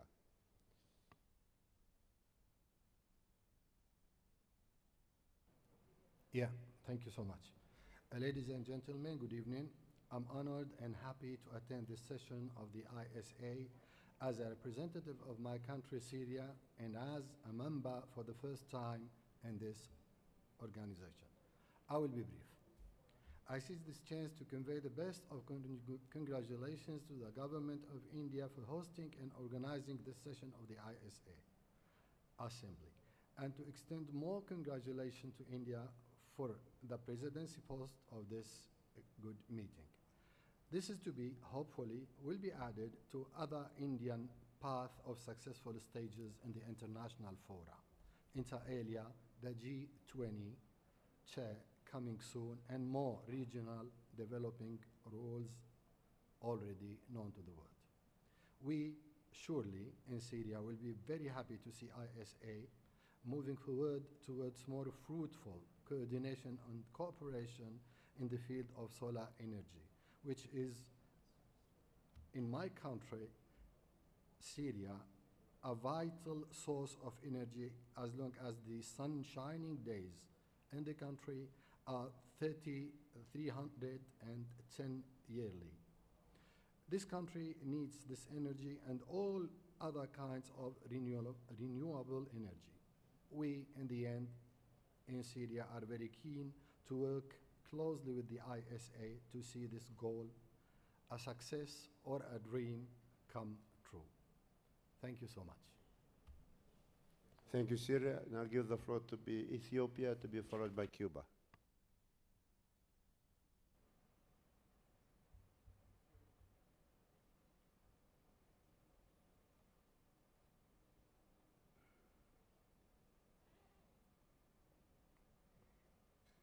Ethiopia.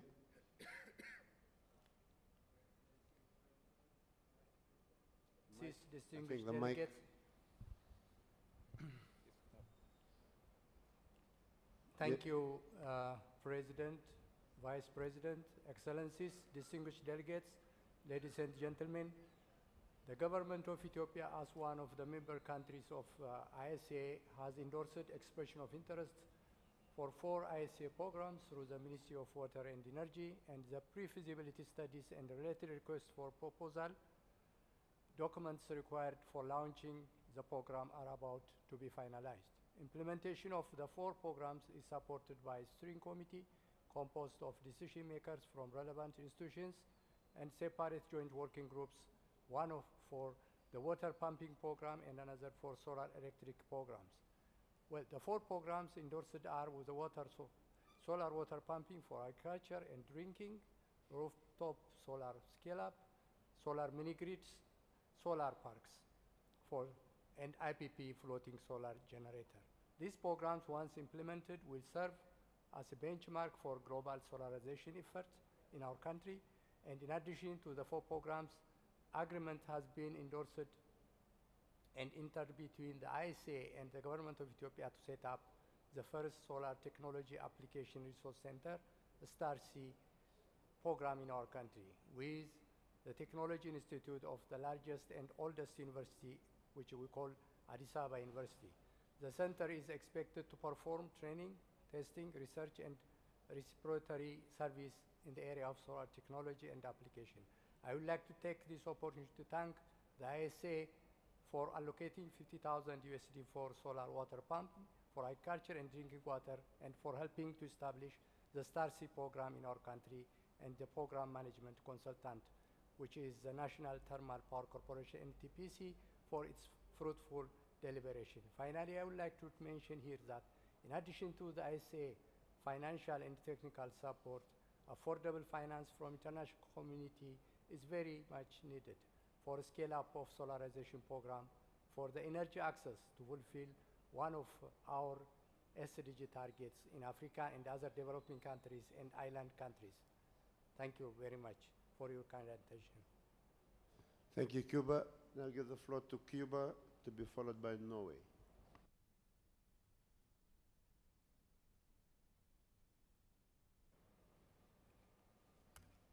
Gracias, presidente.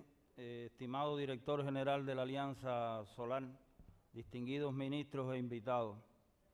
Cuba es miembro fundador de la Alianza y desde ese momento hasta la fecha se ha mantenido un intercambio permanente dirigido al desarrollo de las fuentes renovables de energía, en especial la fotovoltaica. Nos sentimos honrados por la oportunidad de haber contribuido con la Alianza como vicepresidente para América Latina y el Caribe durante los últimos 2 años.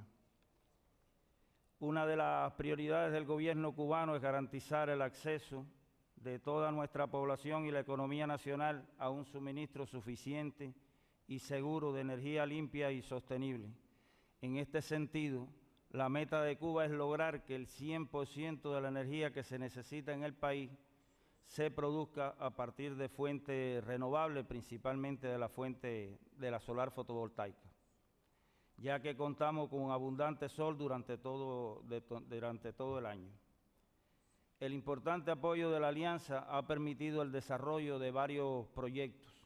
Dentro de ellos se incluye el más grande que se implementa en Cuba para la instalación de 1.150 megawatts en parques solares con 150 megawatts de acumulación.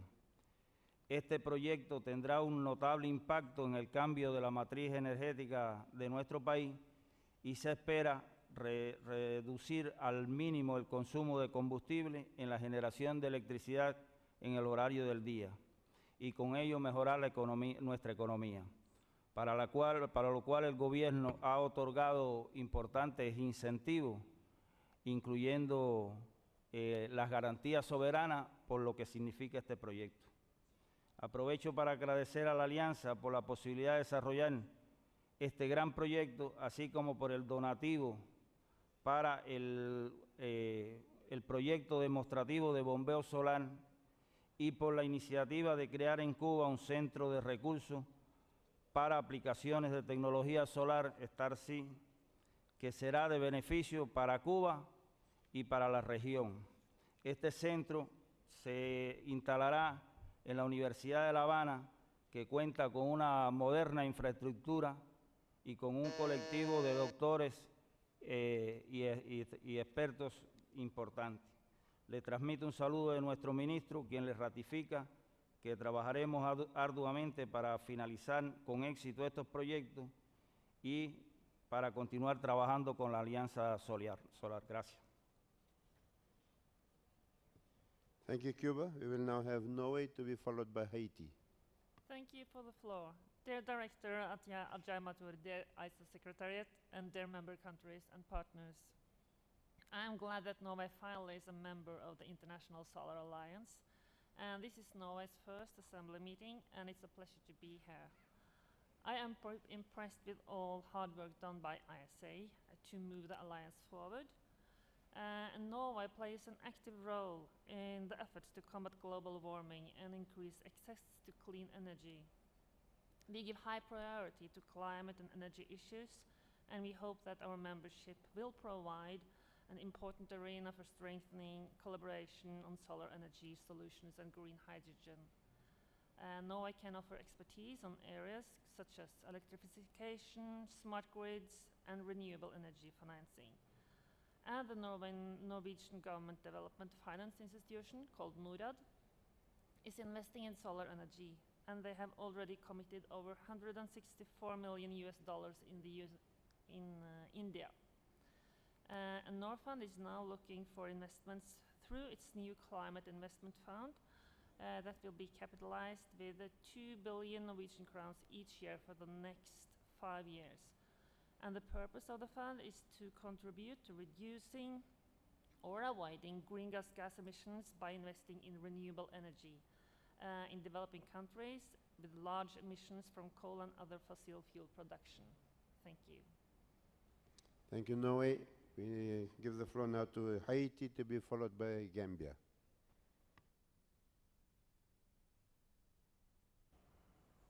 The protocol already established. We would like to, the government of Haiti would like to congratulate the International Solar Alliance for their vision, and also thank the government of India for their willingness to change the world. Haiti has limited energy resources, no petroleum, no gas resources, small hydroelectricity potential, and rapidly declined supply of wood fuels. With very limited access to electricity, most of the population of Haiti depends on charcoal as a source of energy in 2022. We can say that with the collaboration of International Solar Alliance and the government of India, the Haitian people would overcome their electricity problems Thank you. Thank you very much, Haiti. Now give the floor to Gambia, to be followed by Tonga. Mr. President, good evening. It gives me a great honor and profound gratitude to deliver a statement at this very moment in the General Assembly of the ISA on behalf of the Minister of Energy and Petroleum, Mr. Abdoulaye Job of the Republic of the Gambia. I would also like to commend the ISA's ambition to undertake joint actions necessary to reduce the cost of finance and technology transfer for massive deployment of solar energy by 2030, geared towards increasing access to sustainable energy and mitigating climate change effects. Furthermore, I want to reiterate ISA's strong commitment to supporting its member countries on their path towards attaining their universal energy access and climate goals. Currently, Your Excellencies, the energy sector of the Gambia is undergoing a major transition. Since the change of government in 2017, efforts are ongoing to increase access to clean, affordable, and sustainable energy for all citizens. Under the electricity access programs, the transmission lines have been extended to many rural and peri-urban communities in the northern and eastern part of the country who are now enjoying 24 hours electricity supply. It is noteworthy to mention that the Gambia has received support from ISA under its scaling solar application for agricultural use to install 2 solar pumping systems for irrigation in Julangel and Wasadu communities. Given the renewable nature of generation, the project can also be further replicated in other regions of the Gambia. The large-scale application of such systems can help the country achieve its latest nationally determined contributions NDC's target of reducing greenhouse gas emissions by 49.7% by 2030. On that note, I thank you for your time. Thank you, Gambia. Now give the floor to the Kingdom of Tonga, to be followed by Congo.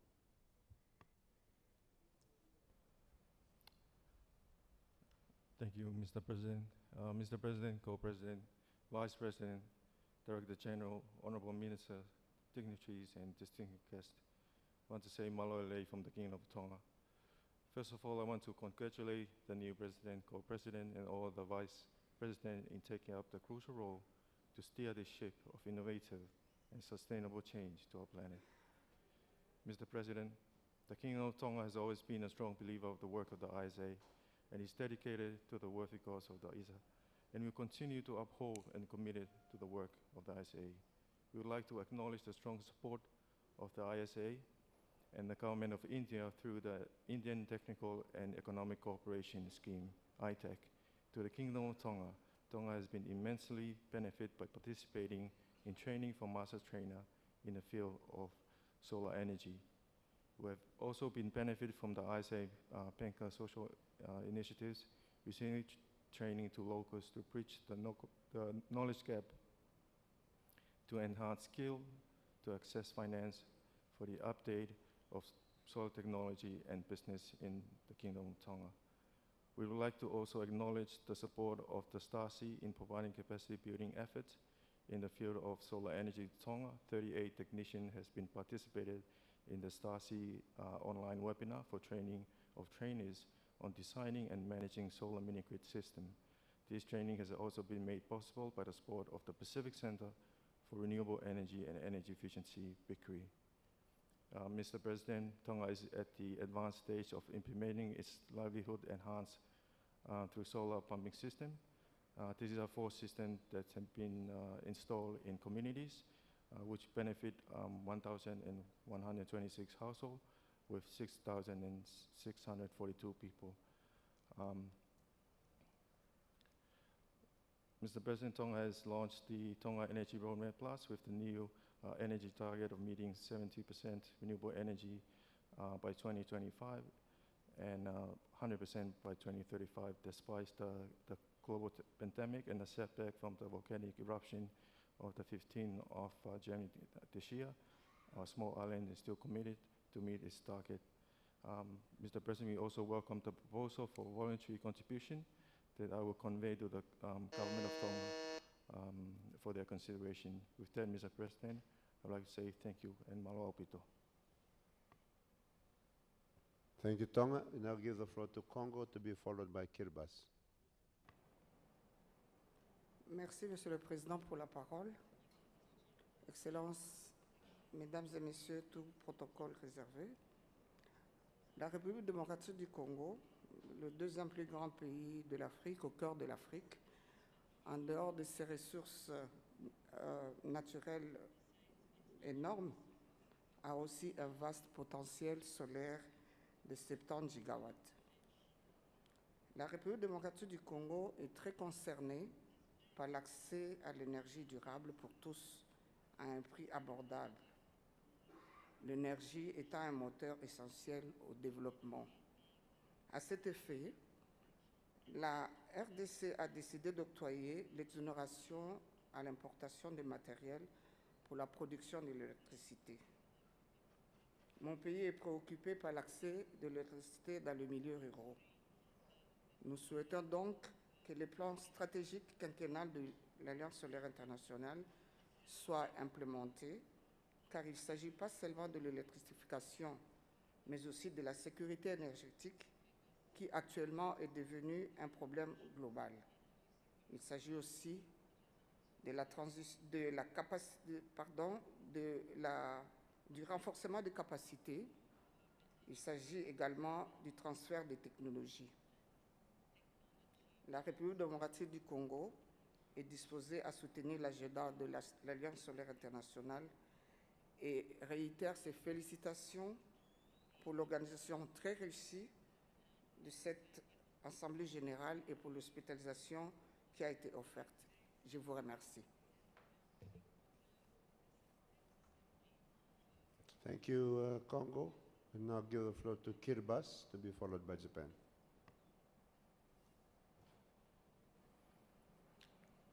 Mr. President, Excellencies, distinguished delegate, ladies and gentlemen, Mary from Kiribati. Since it is the first time to address this assembly, and based on the chairman advice, I will be brief in my statements. I'll be very honored to give a remarks on behalf of the people of Kiribati, and hereby wishes to acknowledge the ISA for its continuous support for the renewable energy development in Kiribati. Kiribati acknowledged ISA offered to establish the Solar Training Application Resource Center, known as STARC, where the MOU has been developed and is yet to be signed by both parties.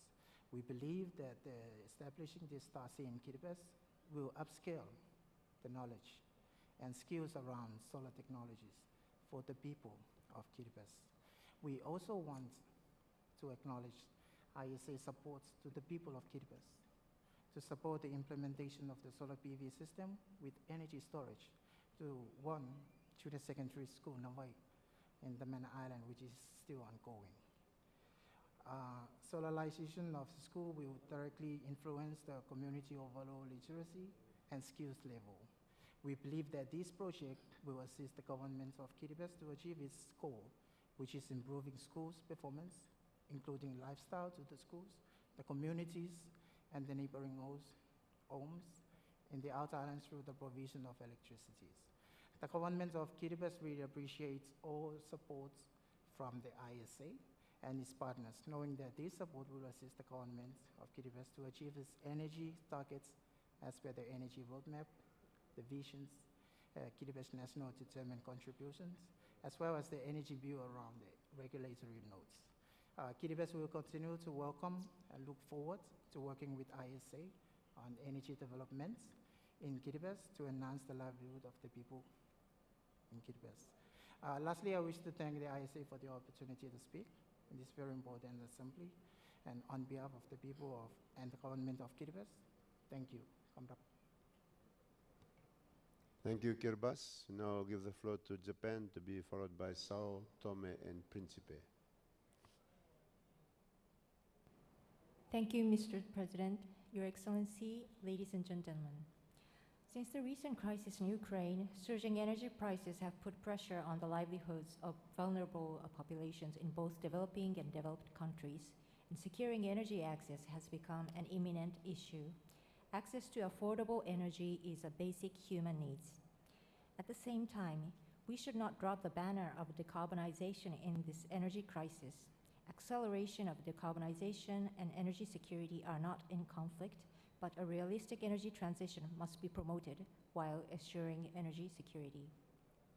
From this perspective, international organizations promoting the transition to clean energy, including ISA, are required to provide diverse, realistic, and concrete solutions based on reliable data and science-based analysis, while listening to the voices of those on the front lines and responding to the actual conditions in each country.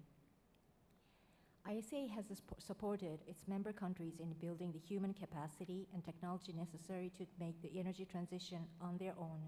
Japan also places importance on this and contributes to realistic energy transition through ISA.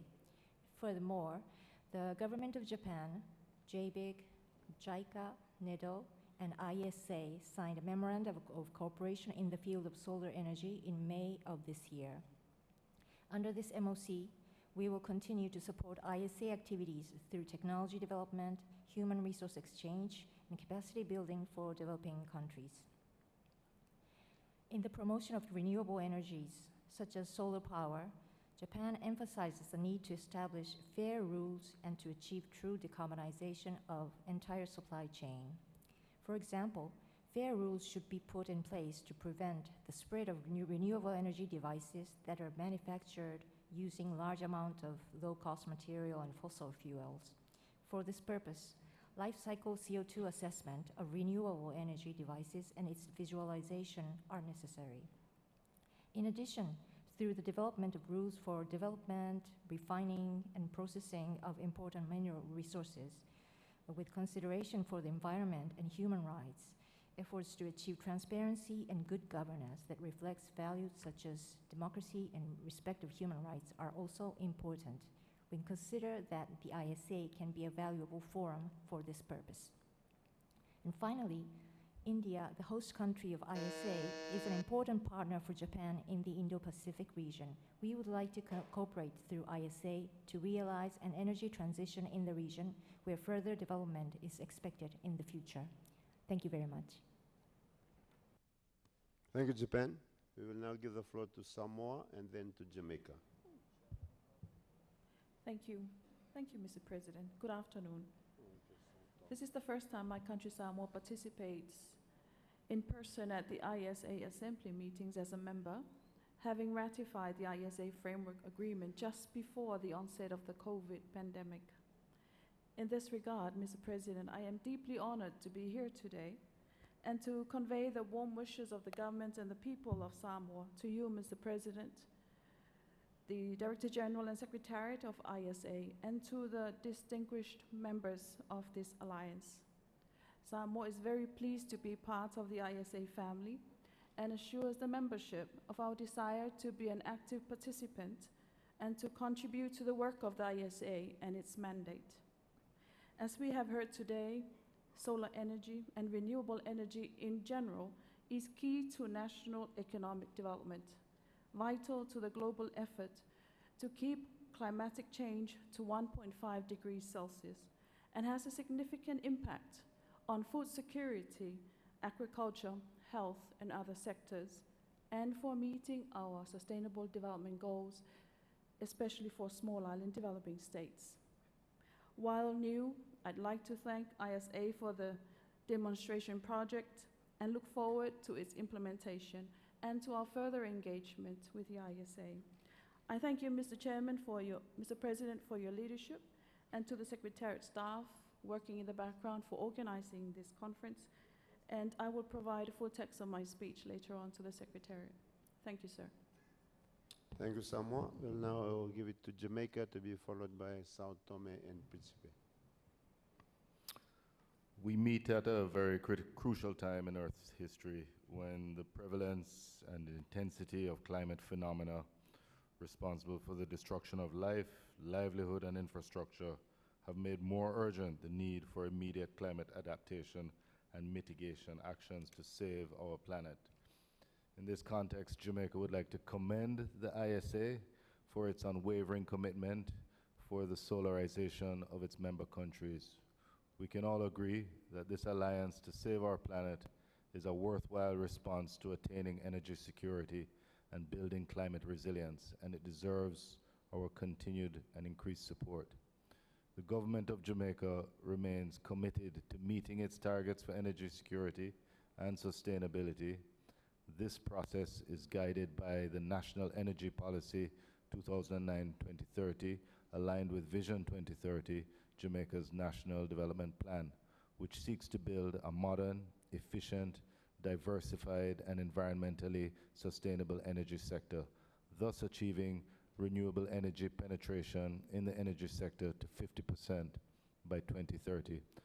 As a country, as a small developing island state, we have undertaken efforts to diversify the energy mix for electric power, provide tax incentives for renewable energy and energy efficiency technologies, and develop legislation and regulations to encourage energy security and efficiency.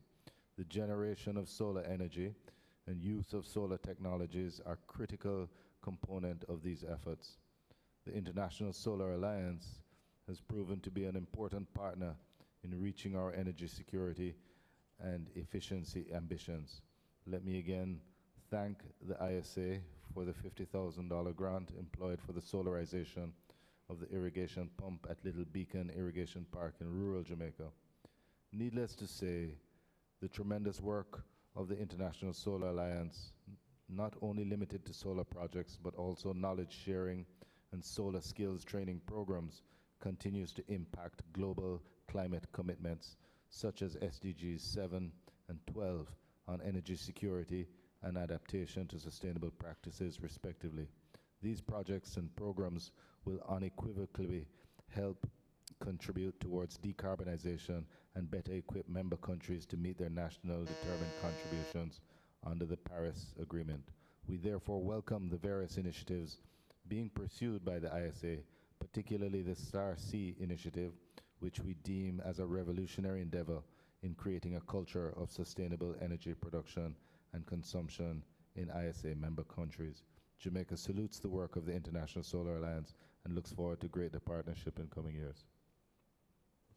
Thank you, Jamaica. Before giving the floor to Sao Tome and Principe, just ask the Secretariat to have the address from the Minister from UAE ready after the, probably there's one more after that. After the Panama, that'll be after Sao Tome and Principe. After those two, then you will have that video message from UAE. So the floor is given to Sao Tome and Principe. Merci. Merci, Monsieur le Président et Vice-président. Je vais commencer pour dire au niveau de localisation de Sao Tomé et Principe, nous sommes dans la carte de dire que nous sommes en bonne position au local du système solaire. Mais malheureusement, jusqu'à aujourd'hui, on n'a pas rien de centrale solaire dans le pays. C'est cela qu'on est en train d'essayer le premier processus en pilote avec le partenariat BADE, PNUD et UNIDO qui va fermer le prochain mois, j'espère. Au niveau de l'autre souci, dans le pays aussi, quand on parle au niveau de l'électricité, je vois même que la cesse de l'électricité au niveau national, c'est un souci. C'est cela qu'on a, je peux dire que partage, c'est en bonne position. Oh, non, j'en ai 20% de population encore, pas encore d'électricité. Et 70% sont toutes les populations rurales. Cela. Mais on a aussi l'autre souci, on parle au niveau de la efficacité, énergie efficacité, parce qu'on a des mesures qu'on est en train de faire, de mettre en œuvre, et beaucoup de choses pour faire, mais c'est cela qu'on a déjà commencé avec la régulation et avec les lois et l'autre chose là. Avec l'Alliance, on est en train d'essayer un projet de rooftop parce que pour tous les bâtiments publics, pour commencer à faire la réduction de consommation d'énergie, qui sont toutes en majorité diesel. C'est cela que c'est au niveau renouvelable, on a aussi seulement 5% dans les pays qui sont riches en l'eau, c'est riche en solaire, mais malheureusement c'est notre situation qu'on est en train de changer vitement avec les soutiens de partenariats et l'autre personne, même le pays qui est en train de changer ça vite. C'est cela qu'on a déjà commencé. Merci. Thank you very much. We'll now hand the floor to Panama to be followed by the United Arab Emirates.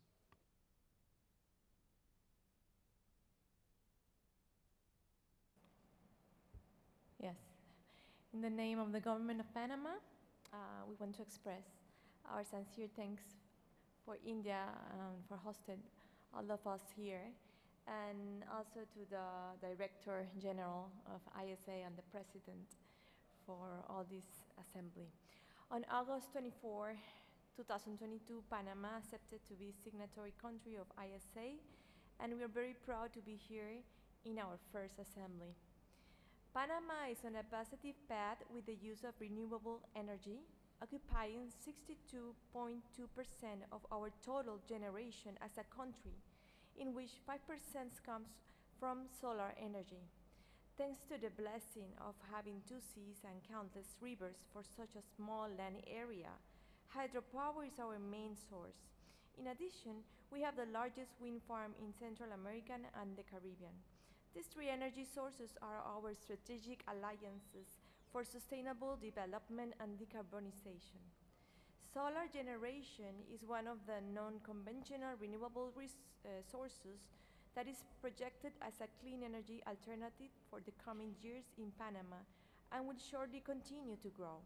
On August 2022, the Maverick project was inaugurated, which consists of the installations of more than 2,600 pre-installed and pre-wired solar modules, an initiative developed by Enel Green Power with the Australian company 5B, in which this part of the private sector ensures that it is the first project with this type of technology that this company develops in the world. With the collaboration, mentorship, and advice of the Solar Alliance, we will be able to further enhance our ability to transform our energy more and more for the wellness of the planet. According to the National Energy Direction, the investment potential is estimated in more than $2 billion, with which the growth forecast for distributed solar energy will be positive.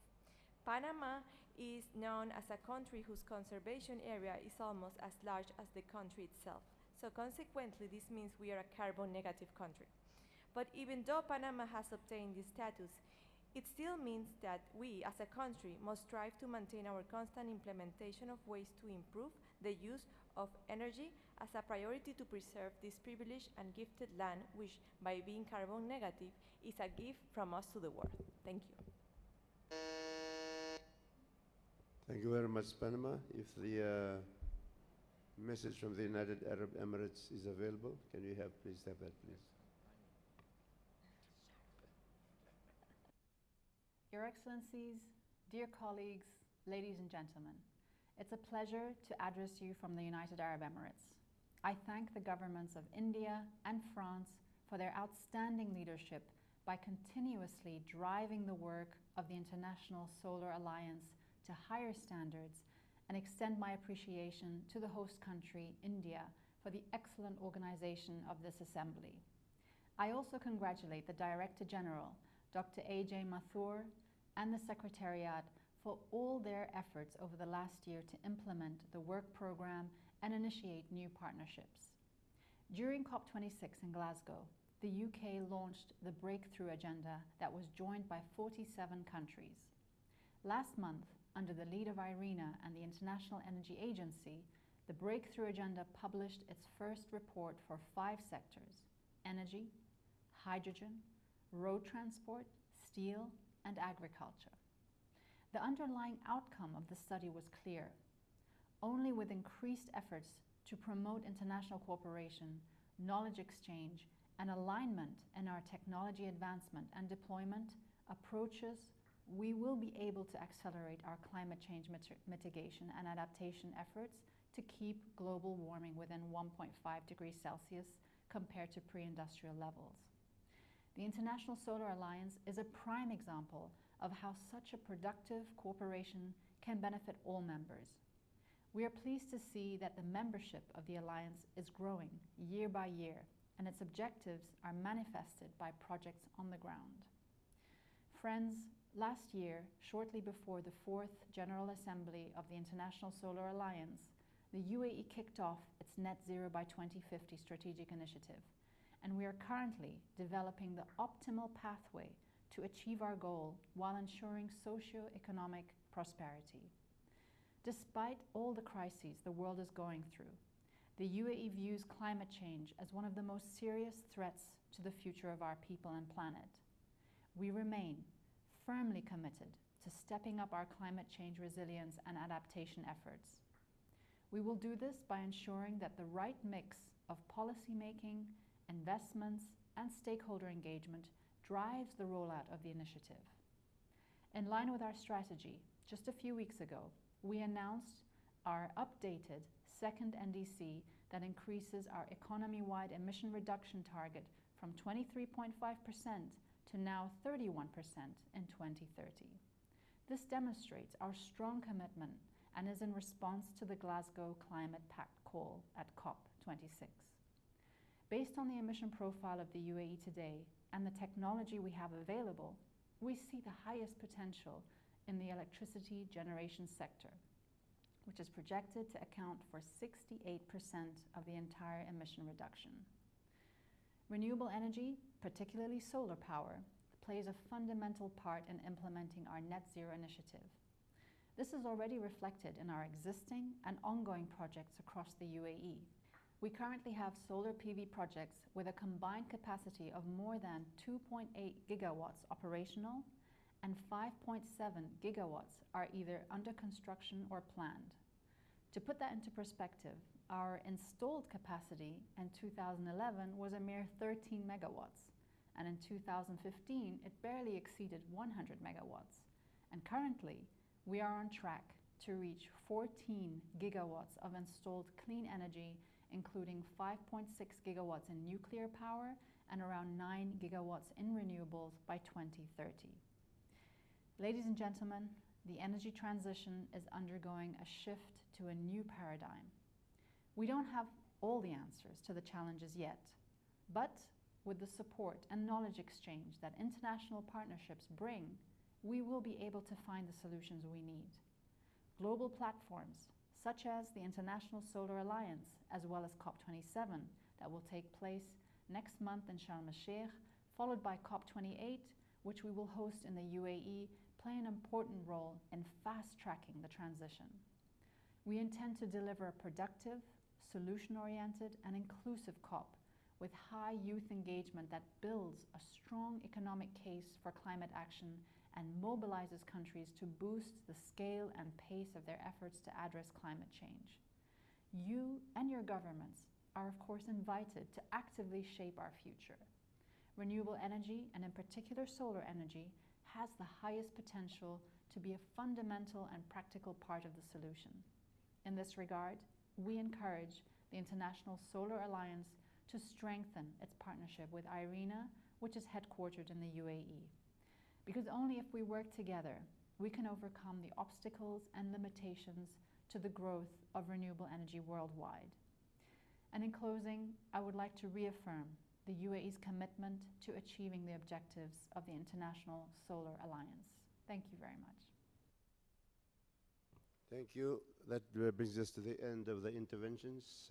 Thank everybody for their contributions. Thank you for those that are able to keep within the 3 minutes. Secretariat has already made an undertaking to make sure that they print the whole duration of your addresses that were prepared. And now hand over the floor back to the President. Thank you.